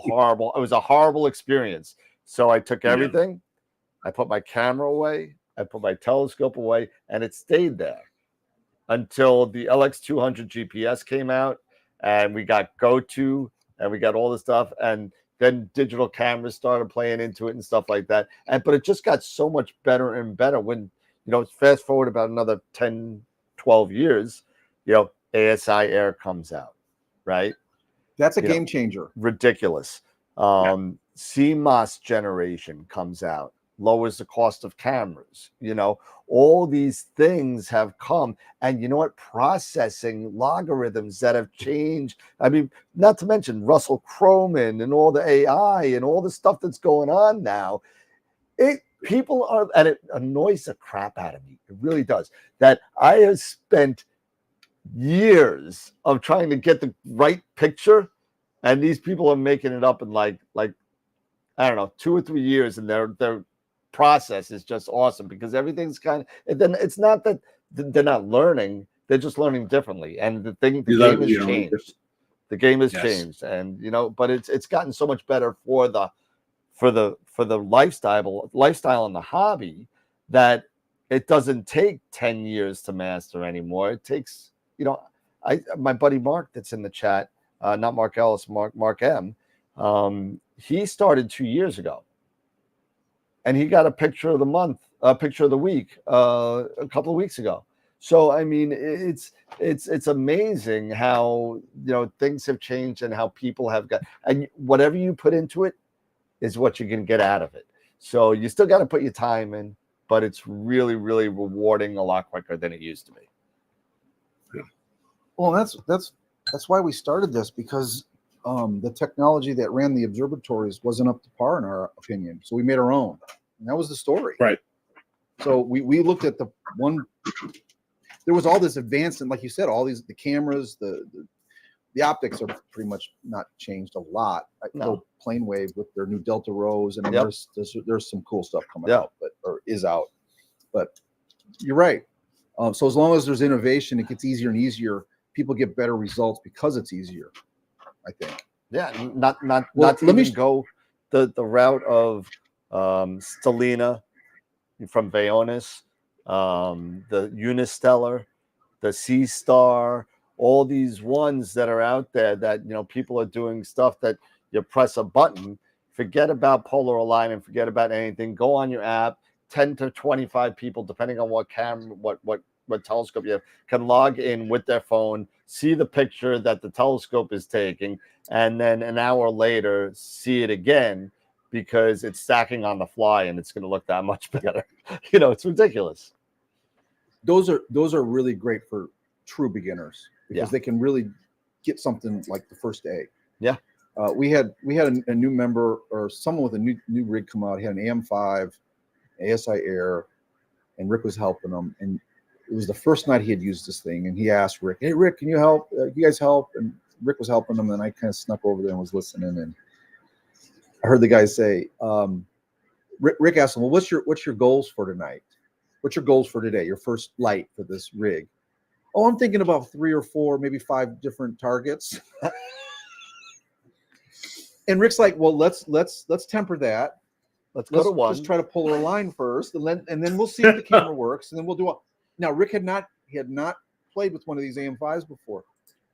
Damned if the guy didn't get 5 different shots that night from 5 different targets, and they were all decent. I mean, Rick come back to me, he's like, "It's a new world." Oh, it really is.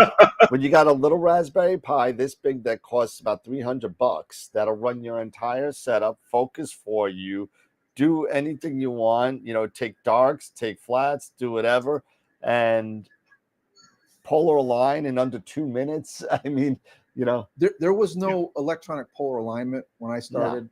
No. I know. Yeah. So that took me 6 months to 8 months to learn. Oh, I never learned. And I was constantly with like muddy knees because you're down in the backyard and kneeling in the grass looking through that polar scope, the center thing. And I'm like, no. And then the Pole Master came out. You guys remember that one? Game changer. I bought it like the first month. I'm like, yep. Yeah, now, today, here, take my money. Yes. Take my money. Take it, please. Exactly. QHY here. Here it is. and it was like first night, bang, perfect polar alignment. Yep. So 2 years worth of struggle gone with one $300 at the time, $300 camera, and more importantly, the software that went it. Yeah. That ran it. Yeah. And then then people realized that this is just an algorithm, and then they added it to other software. I think SharpCap had something in it. Yeah, SharpCap and Nina also has a 3-point. And then now they all have a. They all have it. I mean, I still use SharpCap all the SharpCap. time. Yeah, I still use SharpCap. I mean, it's what I think $18 American a year or something like that. Yeah. And It's not I don't much. use it for anything else but polar alignment. But you know what? It's so simple to use, and it's worth the $20. He could have $20 a year for the rest of my life. I don't care. I'll pay for it. That's why I stick with SGP. I mean, those guys really did something with that one. And I'm going to keep supporting them. Yep. I'm going to go back to the video presentation here, and I want to get you to the end of this because we've got some cool stuff. Because this is where we start as a company start getting into high gear. All right, so our buddy and Greg needed that building, or that motor. So you saw a CAD design of it earlier. We go to the same manufacturer, the metal fab workshop, and this is what we end up with. Okay. Now this is a gear reduction, so we can change the gears in here, and we can get a S-ton of torque. All right. Get some paint on it. Get our stickers on it. Call it Pro. All right. There it is, sitting with the layer. That little controller still run the same motor. We're using the same motor. But now we're up to 150 foot-pounds of torque with the full gear reduction at 360 to 1. We now know we can pull anything. We're like, if we go out there, because it's sight unseen, it's 30 hours away from where we're at. We got to take this thing out there. We got to be able to make sure we can move that roof. We decided to build an exterior IP-rated cabinet. So we're using a hard enclosure mounted directly on right next to the motor. These are all external devices. They're not inside the building. They're outside the building. Okay. There's a stack of the new Dragon layers on top with the new pinouts that I was talking about. Remember, I mentioned I had some customers out in New Mexico, and we were going to go out there, and I messaged them. I said, "Hey, do you mind if we just drop them off?" This is what they bought. They're putting these on mini layers. They're using the plans. They're on the forum. They're going to build mini layers. And they're going to use these big motors for them, but that's fine. They can use a smaller fuse on them if they want. There's the completed cabinet, and we drive out to New Mexico. and it's dark, and the roads are straight, and we go past the very large array. This is 30 hours from Charlotte, by the way. 2 full days of me and him driving. This is actually a picture on the way back. We were coming home, and they had all of the telescopes, all the radio telescopes were in the close parameter. You know, this thing expands, right? They can drive them out, and they can bring them in close. It's the most amazing thing I've ever seen. So we get out there, and this is where we stayed. Did a couple panoramics there, and it is desolate. It's an hour and a half to the closest grocery store. Oh my God. Yeah, Wow. Literally an hour and a half to the closest grocery store. There's a gas station like about 40 miles away. You don't want to buy anything there if you don't have to. We did go in there, and a bar of Zest cost $8. Oh my God. But if you needed soap and you didn't want to, if you were desperate, so you're going to spend $8, and that's going to be a bonus because you don't have to spend $20 in gas. So this is the inside of the 12 pack's probably $40. Now this is the inside of the small building, right? There's only going to be 2 scopes in here. There's going to be a 0.7 meter and then a 20-inch delta row. And they needed to move this building. This is a private building for a customer, a client of theirs is putting those scopes in. They're going in next week. And the little gate operator they had would not move them. So we come out with our gear, we get it installed. The fabricators are out there. And then we had the full moon the first 2 nights. The third night, we had about an hour of kind of dark before the moon started to come up. This is a single 30-second exposure with my iPhone 13 Pro. Yep. That's how dark it is. I couldn't believe it. 1 30-second exposure. So third day, we're out there. We're getting our equipment put in. We're getting the electrical cabinet built or wired up, networked into his system. Rick's putting the final touches on the electrical. We added a high amp relay in case we needed to go from the 900 watt motor that we're currently using to the 1800 watt motor, which is available. And I think this is our first test of it. It's running. Just pulls the roof right open. The site, the owner of the site, our buddy, was so relieved. He'd been fretting that he could not move these beautiful buildings back with the system that he had. And he's like, how am I going to have a remote hosting facility if I can't move the buildings? Wow. Right. So this is the culmination of like 2.5 years, 3 years worth of work. The first year and a half was just for our own, use and fun of the hobby. Yep. And then the last year and a half was us actually deciding, to start a company. Here you can see a picture of the gear reduction. So there's one gear is driving another, or one sprocket's driving another sprocket, and then that drives the main shaft, and Unbelievable. another shot of the roof moving. Did you show something similar to this at NEAF with that building moving? I swear this setup looks familiar to me, and I forget where I've seen it. This is all brand new. This came, we invented this month. So where did I see that? No, this remind no, Dan. I think you're thinking of is it maybe it's over in Utah. Oh, yeah. Craig Stocks. Yeah. These Quonset hunts, these Quonset hunts, they can buy them. They ship them in pieces. Okay. They assemble them. They're basically bolted together, and then you put them up like ribs.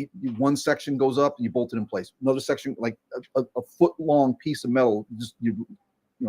They're using these all over for these remote observatories. Yeah, this is a very common setup. Craig Stocks that had the similar. And then you just use these I-beams and some wheels with some V-slots in them, and then you roll the whole building off. Now, Greg decided to put this half wall in there for safety, so when people are inside there, they wouldn't fall off the building. Right. Now, here's the big building. This is not the one that we automated back in October. This is the one we automated. Basically, finished it yesterday. And this is why Rick's not here tonight. This is a 26-foot long building. I think it's 20 feet wide. It's going to house 12 large telescopes. Wow. For rent. Unbelievable. Yeah. Wow. And he could not move this with his motor, and ours moved it. So as soon as we finished this one, our buddy says, "Build me another one." So we went back to work, and within the last 30 days, we were out there the third week of October. So since then, we scrambled. We made some little changes, made it a little cleaner, added a little wider on the top there for some rain protection, and added some holes for sensor placement. And there we go. That's number 2. And it went out in production this week. Now, let me tell you something else here. Let me go out of here. And I'm going to talk about this. I don't have any video on this. I don't have any photos of this. But along with this system, we invented something called Draco.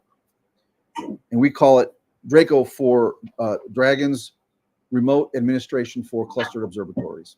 You come up with a name, and then you got to fit a acronym into it, right? Of course.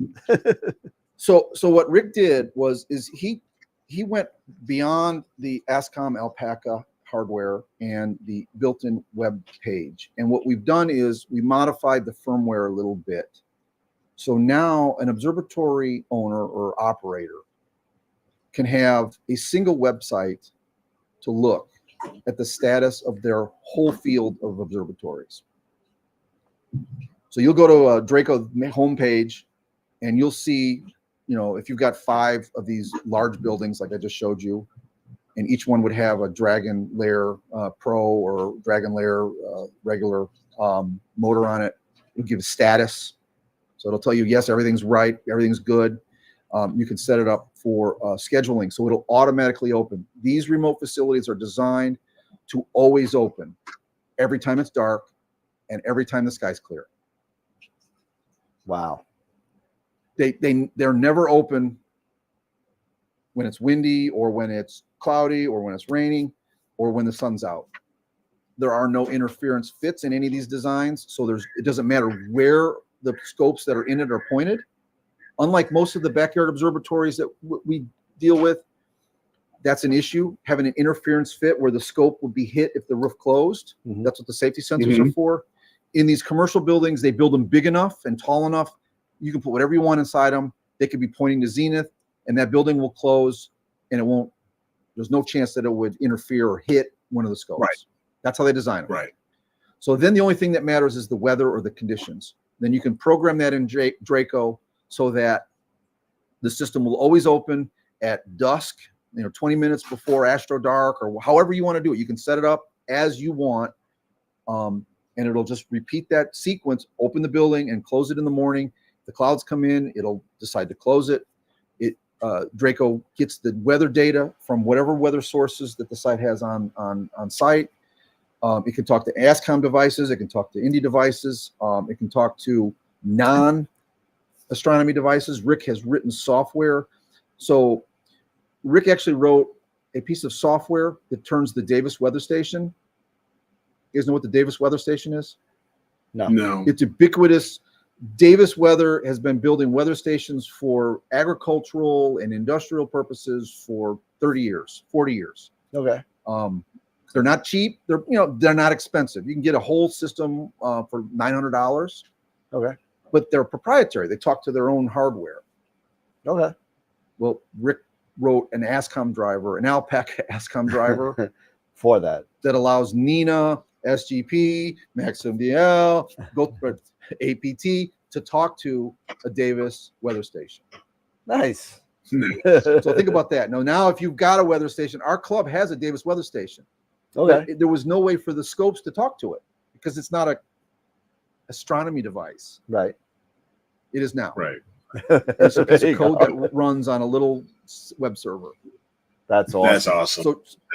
So Draco takes advantage of that. Draco is designed to run very light. In the implementation out in New Mexico, it's running on a Raspberry Pi 4. Okay. That's it. That's awesome. And all it's doing is just checking the status of these devices every minute or every 30 seconds, or however Rick's got it programmed, and it reports it on the web page. And you guys are tech people. That doesn't take a lot of horsepower. No.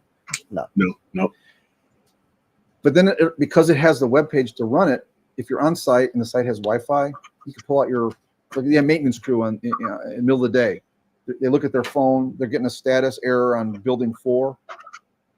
They just go out and look at it. If you got a guy that's paying you $1,000 for a 6-foot circle in a building per month, and that building doesn't open on time, that might be a cranky customer. A little bit. So knowing that there might be a problem before that happens, to get these constant status updates from the system, and it can be set up to send SMS messages, email, text, how any other system is set up. Yeah. Anyway, yeah, so you can keep up and be alerted and notified and stuff. Nice. So this took our idea of building this little roof controller for ourselves, and then now it puts us in the commercial space. Yep. Mm-hmm. So we've got the backyard observatory. We're giving away the Mini. We've got the iPad flat light, the cheapest flat light you can buy for scopes up to, what's the biggest iPad? 12 inch? I think it's 12. Yeah. Yeah. I don't know what the thick, I don't know how wide it is at the narrow spots, but whatever that is, that's the size of the aperture you could calibrate with. That's kind of cool, because I was just looking at, my little, I've got my little one right here. I was like, $10. I was like, yeah, there you go. I can turn this into my, my Nina flat panel. And here's the thing. You won't have to do those 20-second exposures either, because that thing will get bright enough or dim enough that you can get to the 2 or 3 seconds that we all want to really have at the end of the night. We're tired, man. And you got to take the shots at the end of the night. You know that. Yeah, absolutely. You get a speck of dust on the lens at night, and that's when it happens. All that pollen's floating around. That's when the junk gets on the lens. You want it at the end of the night. Yep. And that's hard to do when it's 2:30 in the morning and it's January, and you're like, okay, I want to go home, but I got to take flash, otherwise there'll be crap. So then you got to spend. And if you're doing 30-second exposures because you can't get it light enough or dim enough, or you know what I'm saying. So the high dynamic range of those iPod screens really lends itself well to a flat light. And then now with the Dragon Lair Pro, we move into the commercial space, and hopefully, we are with what we've already got in there and what's planned to be put in there next week. We're going to be securing the safety of some pretty expensive glass. Nice. So we're pretty excited about where we are at this point after less than a year after showing off at NEAF. We've moved quite a ways, and I can tell you guys, this is just a taste of what we have, and this is we have what we have, and we've done it in our spare time. Yeah, we have so many more cool ideas for stuff that is going to like turn some heads. Can't talk about it now because of course not. Yeah, we don't want to be beat to the punch. But we're doing this in our spare time. If we were able to do this full time, we'd be able to make some of these cool things that we've got actually working prototypes of, possible products that would be available and be pretty exciting. So we're looking forward for a special reveal in NEAF 24. So I mean, absolutely. Well, really, I think what we were talking about is, and I can give you a taste of this because there's nothing secret. I just told you about Draco. What we think we're going to do is we're going to set up. This is my idea. I think it's a cool idea. We set up our booth like a control room, like you would be if you were coming in like a professional observatory with multiple screens and you're controlling all these different buildings from these different places. So the idea is to kind of simulate, and that was where the Mini came from, Eric. Was the original idea was I wanted to make the whole booth look like an observatory, like you were in it. But I'm like, how do we make it like a roof? And I was thinking maybe we could use.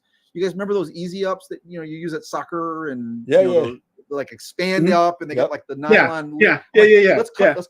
Let's cut the legs off of it, and we'll put it on a thing, and we'll put a motor on it, and we'll make it move back and forth over the head of the attendees. We're we're like, well, that would be cool. And we started looking at that. I'm like, well, how? And then Rick's like, it'd just be easier to build a little one out of wood. I'm like, okay, that's easier, you know. So, but really, I know you guys were excited about that product, and we are too. Yeah. And we were really happy just to be able to say, we're not trying to make any money on that. Let's just build some little observatories, and you guys know people that want that.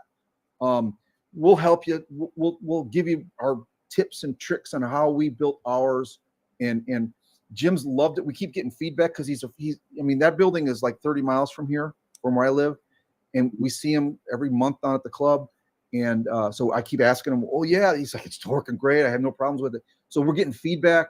That's the thing we've learned, and part of this presentation was showing the iteration process, right? Start here, move to this net, and we take these baby steps. So to get that little mini to be an ubiquitous little backyard observatory, it's going to take a community to work on it. And if people are willing to try it, we'd love to help.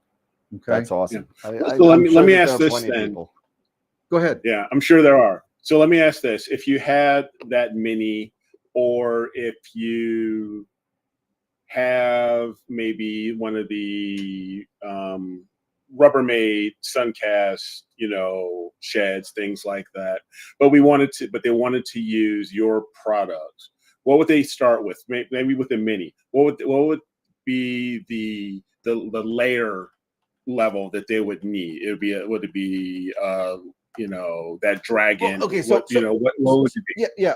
To get started. The standard mini layer now, and I don't know if I had any pictures of here.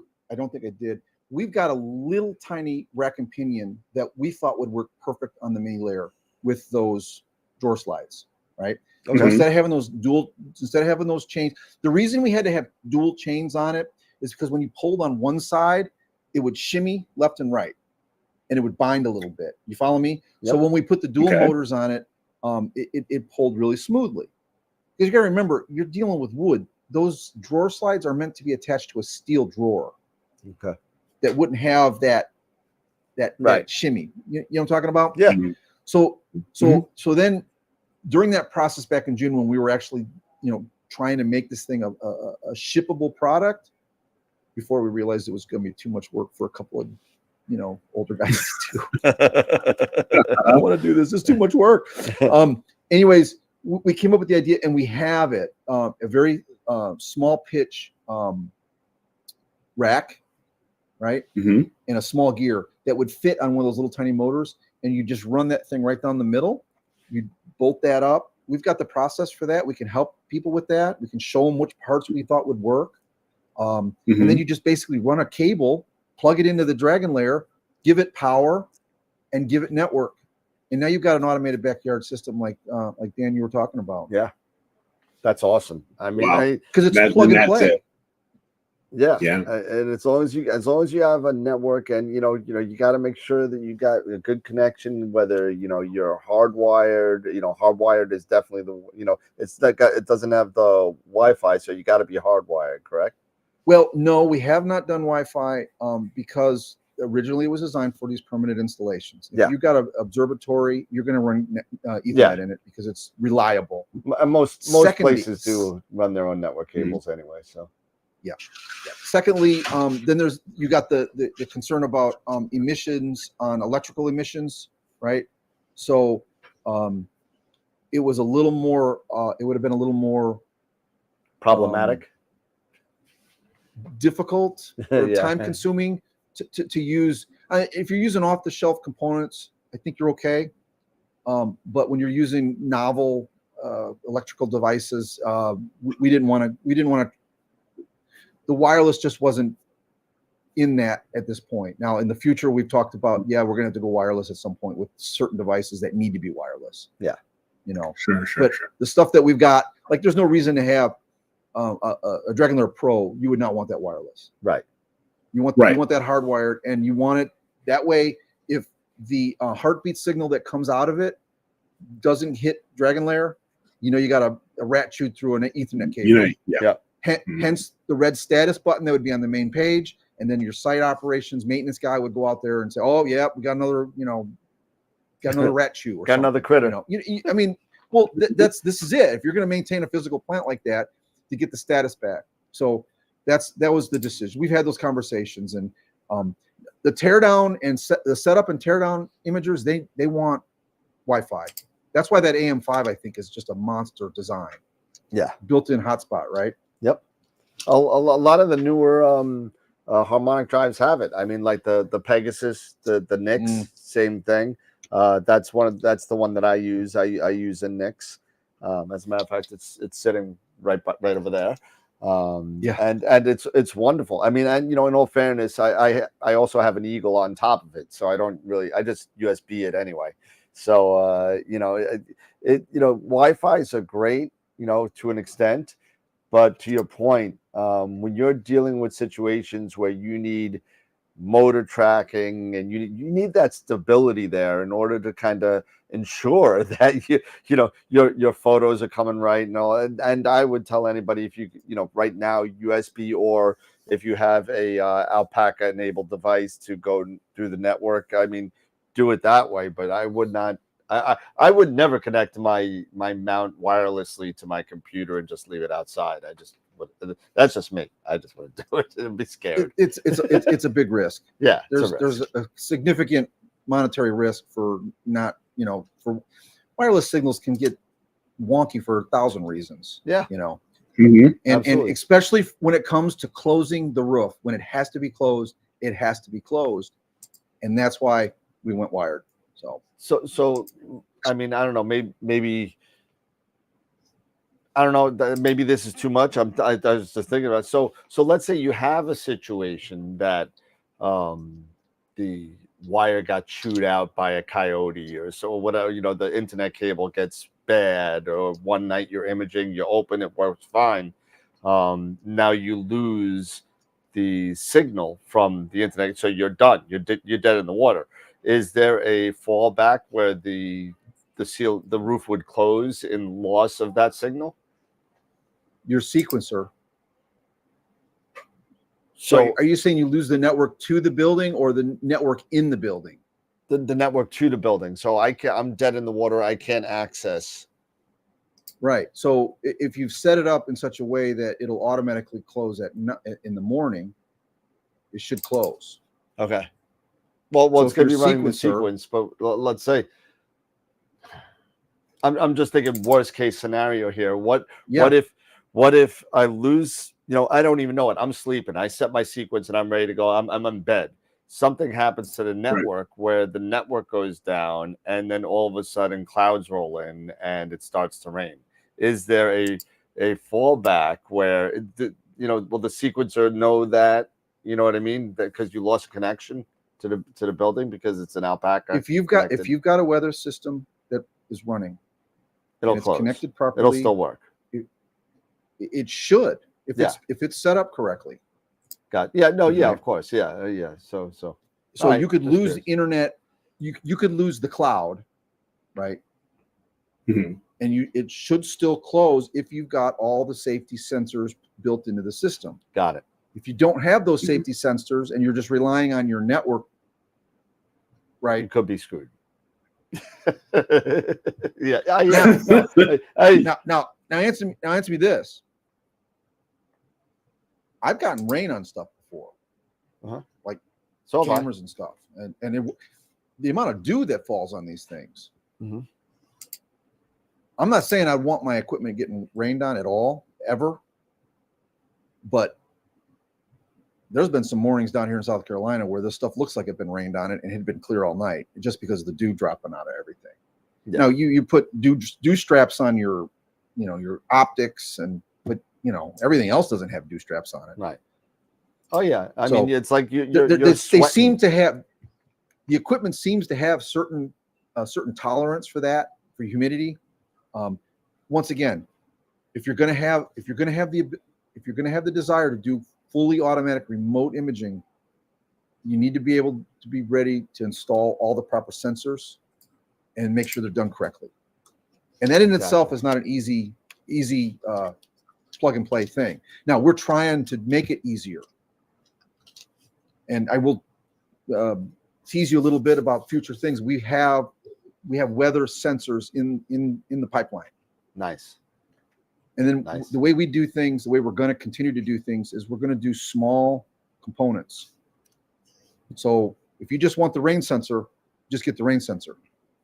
If you just want the cloud sensor, you know, I know there's a lot of products out there where they're all in one and they cost $2,000. Yeah.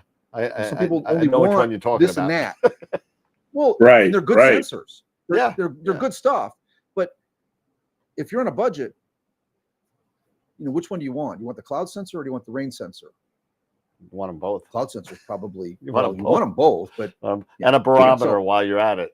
so well, there's humidity sense. That's another thing. And I don't know which. I think the Dragonfire. Some of the sensors we had some built-in. Some of the boards we had weather sensors in there, but just internal, like inside the enclosure type Gotcha. humidity, and that may be different than outside the enclosure because it's warmer in there. But yeah, we're working on stuff like that.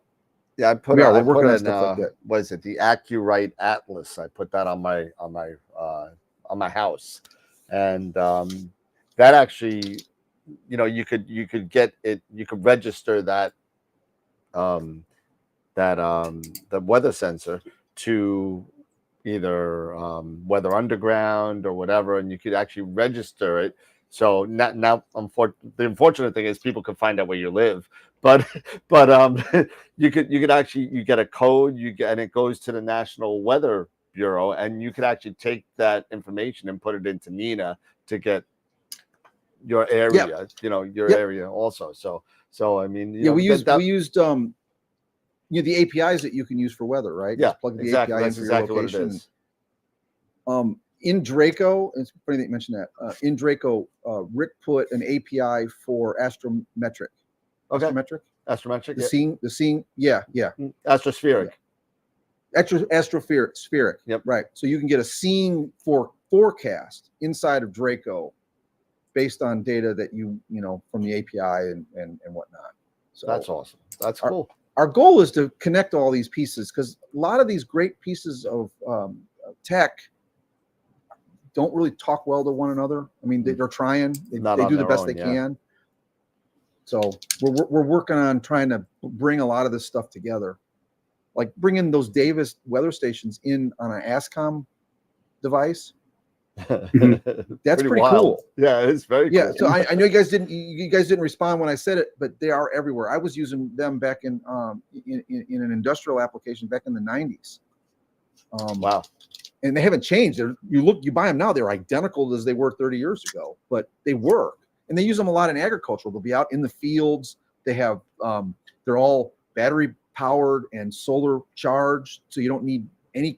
And they use 900 megahertz frequency, so you could have literally an array of sensors in your field, in your vineyard, or wherever you're at, right, monitoring the conditions locally. I mean really locally, like within 100 meter area. And then Rick goes and puts ASCOM on it. That's super smart, man. That's the exact response I have when if you can do it, you can do it, man. Do it. Knock yourself out. Yeah, exactly. Why not? Yeah. That's yeah, and that's why that app having ASCOM Alpaca on the app, I was kind of giggling. I had, see if I can find it. I was looking at it today in preparation when I was preparing for this. Oh gosh, if I can find it, I'll show it to you. Oh, I don't know if I could see it. I went back and looked for the it was a text message I sent him. He was working on something else, which is one of my little secrets I can't talk about today, but maybe the next time I'm on. But this put us into iOS mode, and I don't see it here. But I went back and looked, and he said, "Oh, I can do this now." I'm like, "Oh, that's great." Wait a minute, if you can do that, can you do this? And I said, can you then turn the light down dim and use it for a flat light? And then his response was, the letters, exclamation point. That's cool. the light bulb goes on, and 2 days later, he had a working version of the Dragon Light mobile inside of the Apple test flight. 2 days. And then 2 weeks later, we had it approved through Apple iOS Oh, and he taught himself how to write that that language. Yeah, Because Awesome. he hadn't written. He's like, the iOS app, that's a different language, but I taught myself it. Hey. no, yeah, I have a Yeah. problem just learning English, let alone another computer language. So Yeah, Exactly. That's why I do networking and security, because I yeah, couldn't I do don't- programming. Yeah, just give me hardware and network, and I'm good. Exactly. see, I'm in our relationship. I'm the idea guy. Like they call me the 1%er. Have you guys heard of that before in the tech business? The 1% guy. Because we have our buddy Justin's a network guy, and then and Rick is a software. I don't think I've heard of the programmer. of that in the IT realm as far as the 1%er. He was they at first they said, "Oh man, God, you're a 1%er. You're a 1% guy." I'm like, come on, I'm more than 1%. I mean, I took it as a negative. I'm like, no. He's like, no. He's like, you have that spark of an idea. Like, what if we did this? Because your mind's wandering around, inside of all these discussions that we have, those late night astronomy night, Sure. whiskey fueled discussions, and so what if happens if we did this, and then that is what that exclamation point becomes, right? And I say, well, if you can do this, then can we do that? And then that's like this innovation that we've started, and it's really important that all the guys that are in our club really have sparked that, because the guy that came up with the idea for the aperture mask to make the little circle on the iPad, so you have a smaller scope and you wouldn't be blinding everyone. He's in the observatory next to us. We told him about the idea, and he's like, "Oh yeah, and get this, you could add a circle and make it smaller." so you did got this. So it was great. Yeah, it's like a collaborative, just guys that love, or people that like these types of devices, these hobbies, and we kind of come together. So it's just been a blast. That's Do you guys have any more questions for me tonight? I know we're looking at 2 hours now, so I think it's been a blast. I mean, it's been a absolutely, it's been all a blast. about really the company. It's really wonderful that how you progressed so far, and so in so short a time, in a year. I mean, it's yes. What can happen if you just put your mind and to you guys it and go. And I had no idea we were doing this, but when he was working on the app, we were having one of our Saturday night discussions on probably a full moon, because we weren't imaging, but he's like, and I said, well, why are we moving so fast with this stuff? He's, oh, that's because we're using Agile. I'm like, what? Yeah.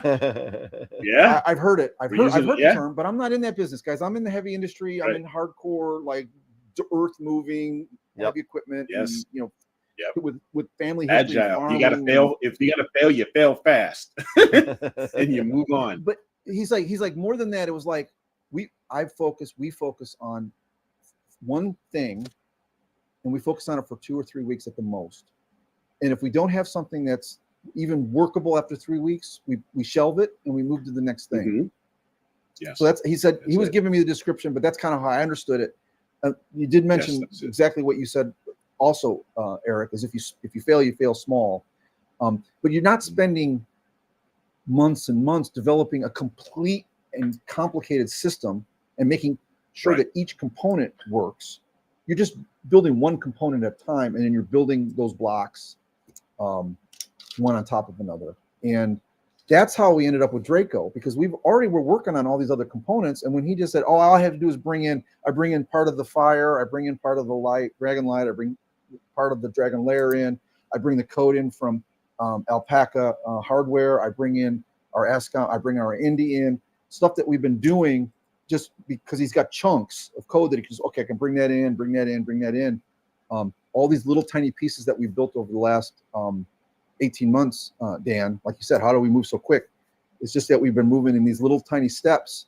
And then when you get to a point, you just kind of take all those little steps and you can kind of combine it into something new. And now you've got almost that larger project done. Yeah, it's kind of like I'm a musician at heart too, so it's kind of like the same thing as building a band. You sit there, okay, well, you know what? I'm a bass player. Okay, well, I can't play a band by myself. Being a bass player, that's gonna be boring as hell unless if I'm some massive bass player like Billy Sheenan. But just sit there like that and said, okay, so let's bring in my buddy John. He plays guitar, and my brother, he plays keys, and my buddy Chris, he plays drums. And you know what? I know this guy, he's an awesome singer because we can't sing. So we got to get somebody else to sing. And then you know what? He knows how to play sax too. So you know what? He's a sax player also. Oh, what do we got? What do we got? Oh, there you go. Yamaha drum set. There you go. So I mean, it's amazing how what do you got there? What is that? What is that? Half stack over there. Is that a PV or a Marshall? What is that? Oh no, that's a Harley Benson. It's Benton, one of the ones from Harley Benton. Coleman's. Sure. Yeah, Sure. Those are my kids. My kids are into that. So I haven't played in a long time. The last time I played out was 2019. But I mean, it's kind of like that. It's in your DNA. Sure, and you just grab all these pieces that you build and you build and you build and you build with all these different people and thoughts from different people, and you come out with a song, and the song for you is Dark Dragons. So I mean, it's really awesome to kind of see how how much you've grown and how much the business has become more of a business, and we've got sales. Yeah, it's super awesome, and it's great isn't it great when things just come together? It really is. It's exciting. It's exciting. Yeah. So I'm really glad that you were able to come on here, Jeff, and because I really we're going to come back and we're going to have Rick here because we're going to be able to get in the weeds with the tech because he gets into that a lot better than I can. But I can give you the gloss over on everything that we've been doing. But if you've got those tech questions about how his, web page on the device web work, server, I mean, web server. We'll get all that in a future show, I'm sure. Yeah, you're more than welcome to come back with yourself, and Rick. I mean, it'd be great to have you guys back on, absolutely, and get onto the other side of it too, as well. Especially when we have the next big thing. Yeah. Can't wait to see that. So it's gonna be cool. We got some pretty cool stuff. Like I said, and some of it might just be pie in the sky stuff. But with the level of available technology, like off the shelf stuff, it is really not too hard to kind of dream big. Because stuff that you'd have to build in-house and design in-house now, you can literally find components that you just buy and plug in, and then if you can write the software for it or write the firmware for it, then you're good to go. You've got something new. It's exactly what you said with those new mounts, those strain wave mounts. You know where those gears came from, right? They came from robotics. Yeah, medical, right? Yeah, robotics. Yeah, they come from robotics. They were the joints for robotics. They need to be extremely precise, right? And when those types of robots became ubiquitous, they're everywhere, they became cheap. Those strain wave gears became cheap. That strain wave is not a new design. That's been out. I mean, that's an old design, but there was no real application for it, no need for it. Yeah. Now you can get these strain waves and plug them into something else, and now you've got a pretty amazing mount that you never could. What could hold that kind of weight with that size mount without a counterweight? I'm telling you, nothing before it. You got the Pegasus carries 44 without a counterweight. I mean, the AM5 is like what is it? It's an EQ6 holds 20. Yeah, because it's an EQ6 for imaging. 20 is about what they say you want to max out on. It's claim it's a 40-pound mount, but not for imaging. No. So that's my point. Is the technology things that you can just buy off the shelf and then add to something new. That's that technology. That's the advancement. That's why someone can bring an AM5 and an ASI Air and a scope with an automatic focuser as their first rig and get 5 really good images of 5 different targets on the first night they've ever done it. It's pretty wild. Which is unheard of 10 years ago, 5 years ago. No, maybe if you're extremely. Wow, exactly. I mean, if you had a guy out here especially if imagine that you have a guy who just is really getting started. Maybe they've been going at this for maybe a year or so, and then all of a sudden they buy a Rasa 8. They buy a Rasa 8, and then they hook that sucker up You know, they've got it on their F2, right? AM5 or whatever, but it's F2 and everything. And you're like, yeah. How many, you know, like, what are you going after today? Well, let's see. I'm going after Andromeda. Then I'm going to go after Flame Nebula. Then I'm going to go after It's ridiculous. It's not supposed to work that way. He's got a list of like 10. He's got like a list of like 10 to 15 targets he's going to go after because they're all at F. He's shooting at F2. Hey, not for nothing. I remember not so long ago, some silly person put out a video that said 5 targets in one night. I don't know who that was, but I don't know. Who's that guy? Who's that guy? We have a member that has an AM5. We have a member that has an AM5, and a few months ago he was down there with his brand new 130 Stellar View triple. Nice. Oh yeah. You know how heavy that scope is? It's a monster. Yes. And there's no counterweight. He just puts it on there. Oh yeah, it's working great. I'm like, on there. Nuts. Yeah, it's all good. You could have done that with an Eco-6. No, it would go. No, your guiding would be all over the place. I mean, it wouldn't have tipped over. It'd been fine. It would have held the weight. It worked great for visual, but it wouldn't. You'd be bouncing in between the gears. You'd be. Yep. You just wouldn't. It wouldn't be a successful imaging rig. But these strain wave gears have no backlash. Now they do have a very high periodic error. They have a little. Yeah, they have periodic error. Yeah, they got packed. They have some periodic error. Some over 300. You can't train it out because it has a 1 day period. Yep. Yeah. And not even that. If you it takes a full day for that thing to make one rotation. If you, right? take your rainbows or your rainbows AM5, whatever, you know, a lot of people got worried when they started talking about periodic error. But I'm telling you right now, I've seen pictures with about 7 or 8 different types of harmonic mounts, and it's guided out. I mean, as long as you sit there, it'll be guided out. I mean, the guiding fixes it. Yeah, and you're going to be sitting at 0.4, 0.5, which is amazing. Depending on your pixel scale, depending on your app or your focal length, absolutely. Yeah, it's perfect. Now, you want to start talking stuff like plane waves. I mean, those things, they track at 0.03. Yeah. Unguided. Yep. That's a different animal. That's a different technology. That's a different level. You're talking the direct drive is incredible. Well, they're using exactly. They're using brushless DC motors. They're direct drive, and they use high-end bearings on the axes, and they can track. But they're also carrying, up to 150 pounds on the 350. Yeah. Yep. Yeah. Yeah, I mean, we've got one of our members here, Mark. Yep, he's got a plane wave. He's at 350 or 500. 350. 350. And he's kicking out some awesome images from using. Oh, they're amazing. They're amazing. They're amazing mounts. Amazing mounts. I remember he took a picture when he first got his L350, and he put his 8-inch Schmidt on it. Yeah. And but that don't get me wrong, it worked great, but he did it as a joke to show the size of the 350. What's the focal length on that? 2,000.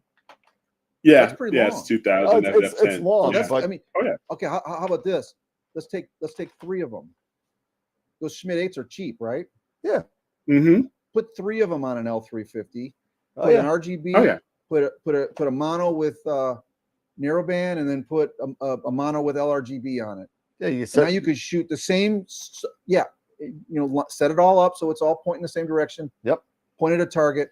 Shoot in one night. 10 hours of LRGB and HA. Telling you. Start piggybacking the same scope on these big rigs using the same cameras. These IMX 571s at the least, or the full frames. But these monster Sony industrial sensors that have been, adapted by our hobby. Yep. I use a Tube Tech. I actually bought my astronomy camera from Alibaba. AliExpress. Alex, same thing. The blue one. Yeah. The blue one. Okay, yeah. I plugged it in 3 years ago. I haven't unplugged it. It's been powered on for almost 3 years now. Huh. Every time I go to turn it on, it runs great.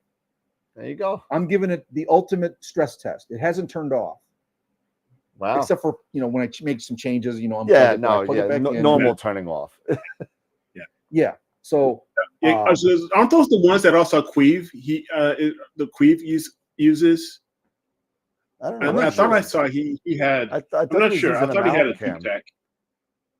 It uses the Sony I'm not sure, IMX but I know it was sensor. blue. I know it was blue. He was using it on like a Newtonian or something. I got it for like $1,600. And Nice. I'll tell you what, that was a little tense when you're sending a PayPal to China for $1,600. Oh, you hope you get your camera. I won't tell you the wire transfer I just made about 2 hours ago. So, well, for business now we buy like our enclosures. Yeah, we get our enclosures through. We found a supplier through Alibaba. Yep. And except for the fact that I got to send a message to him tonight, and I won't get a response for 12 hours. Yep. That kind of is that's like the slow boat China things to talk takes about, a bit of getting used to. The communication is like sending a bottle, message in a bottle. But no, I got that camera, got a DHL tracking cert like the next day, and I had it in hand in 3 days. Yeah, DHL's amazing coming out of China. Yeah. And I would highly recommend anyone who's on a budget that wants that crop IMX sensor, IMX 571, which is the one you want, right? Is it the 2600 from ASI? Yeah, because the 2600 and the 268. They run that. The QHY is the other one. Yeah. There's no reason to get another sensor. I mean, it's So I love. Gentlemen, it was wonderful. I've got the 2600 mono, and I love that sucker. The sensors are amazing. Sony did something with that one, and it's just amazing. Gentlemen, it was really great to hang with you tonight. Unless you had anything else for me. Yes. No, it's been great, man, and you're more than welcome to hang out with us again for another show when I'll come back and just be a spectator. Oh no, it's good. We love having people on board, and we love learning about other people's businesses and what they have to join in the Astro community the way that we all do, and we all love it. So. Yeah, I mean, forget the business for a moment. I'm an astronomer, so we're all in the same boat, right? Yep, exactly. Because I love this stuff. Well, everybody Thank you so much. Everybody's echoing in the chat. Good luck on the business, and appreciate that. Great presentation, and even Dave's asking, "Are you guys hiring staff?" We got a guy here that's looking for a job. He's like, "Are you guys hiring staff yet?" We're not hiring ourselves yet. We still have our day job. I hear you. I hear you. Well, just to cover health insurance for a family of 4. Yeah. So this may only be a side business for us. This just may be a thing of love for us. It may never be our only source, but if it is, that would be the dream, right? It definitely would be. And thank you, Jeff, for coming on the show. We definitely appreciate you coming on, and don't forget, everybody, we got go check out Jeff's website and darkdragonsastro.com. It's been on the bottom of his name on the bottom. There you go, it's there. And no, where's my? I was going to share the other screen. Never mind. I was going to share the website, but no, it's been under your name the whole time. So I was actually going to show share the actual screen. I don't know how to change it though. I'm just showing my presentation. Forget that. Never mind. Yeah, but he's got it. Yeah, just go to Dark Dragons Astro, Dark Dragons plural astro.com. Yep. And please, guys, go to the forum and check out the plans. I've got more that I can upload. If you need them in DXF, if anybody wants them in the Fusion 360 format, I can get you those. If you want them in a different CAD file there we are. Thank you. Right there at the top next to Mosaic. Oh, I didn't talk about our Mosaic planner. So if you guys want to do Mosaic planning right on the website, that is one of the coolest things that we have. That's how I plan all of my imaging. Dan, could you click that real quick? Sorry, I'm running long here. No, so it's all this good. Basically, what this does is you set up what type of camera you have, your sensor size, your pixel height. You got to know all that stuff. But you put that in there, type in a target, and for example, we got M31 here. Yeah, put a target in there, one of your favorites. Yeah, just do We'll stay in the same area. Yeah, there you go. Okay, so now roll down a little bit, and then you can set your rotation. See right below the image. All right, so you find the format that you like, right? Oh, I want to be like that. Okay, now do you want to do a mosaic? You can build how many frames in either direction. Well, you don't have to do it. Leave it on 1-1 because this is the best part here. What I'm going to show you next. A lot of imager or acquisition software has a built-in mosaic planner. Go down where it says download image or hit view image 1. View image. What this does is it creates an artificial star field. This is a synthetic star field where the FITS header has been completely populated in the appropriate orientation. Now you download that image and you save it and you use that as your plate solve comparison. So nice. You can plate solve that image, and then you can tell your sequencer to go to that place and then get the orientation right. So if you got a rotator, it'll do it automatically, or you can do it manually. That's awesome. And then you just use that as your standard every time you come back to the same target. Right? You're using the synthetic field. That's awesome. I use it all the time. It's pretty cool. Slick. Yeah, that is cool. Rick invented Very cool. I was pissed one night, and this is before we even had our observatory. We were on the cold pad in the middle of January, and I'm like, man, I can't stand the way this thing works. I was using some other mosaic planner. I'm like, I wish it was easier. I wish it did something like this. And then 3 weeks later, he's like, oh, hey, I invented this. And I've been using it ever since. It works the way you want it. It works the way my brain works is what it does. But guys, go to the forum on the website. If you want the plans, post up, leave some comments. If you have any questions, like I said, we're trying to build a do-it-yourself observatory community, and that's what we're really focusing on the forum there. So we would love to help you build your own. Okay. Yeah, that's awesome. Thanks. That's awesome. Hey, thank you, Jeff. Don't forget to vote for Picture of the Week, right? Don't forget to do that. Yeah. Very important. I'm sorry, and Picture of the Month for November, right? That's up and running because the last one. Don't forget to buy your Astropalooza tour shirt, right? With all the names of the presenters on the back, and all the money that we get from the tour shirts go to a registered Astro Club, and that's been registered to us. So if you want your club to be registered, email me at dan@astroworldweb.com or hit me up in the Discord chat or whatever with your club's name, so you'll be put on the wheel for the giveaway. We're already up to about 15 shirts sold, so that's about $150 check for a local Astro Club, and we always round it up to the nearest 100. So I mean, it's gonna be cool. Last year we gave away $200 to a club. This year we're gonna be giving away more. On a side note, and I don't know if he's watching or not. If he's watching, that's great. I did get some news today regarding Hogarth. If you remember Hogarth, who has been going through some bad times with some cancer. The tide has turned for the worse, so he's not doing very well. But if you see him or you see him on a Discord, please wish him and his family, that we're all praying for him and all that. So absolutely. Just want to say that because I heard that this morning. But that being said, everybody, don't forget that. Don't forget voting. Don't forget Astropalooza. Don't forget all that stuff. Come back, hang out on Discord. Go see Jeff at darkdragonsastro.com, and that's plural dragonsastro.com. So you make sure never know what you're gonna. There's two of us. There's two of you.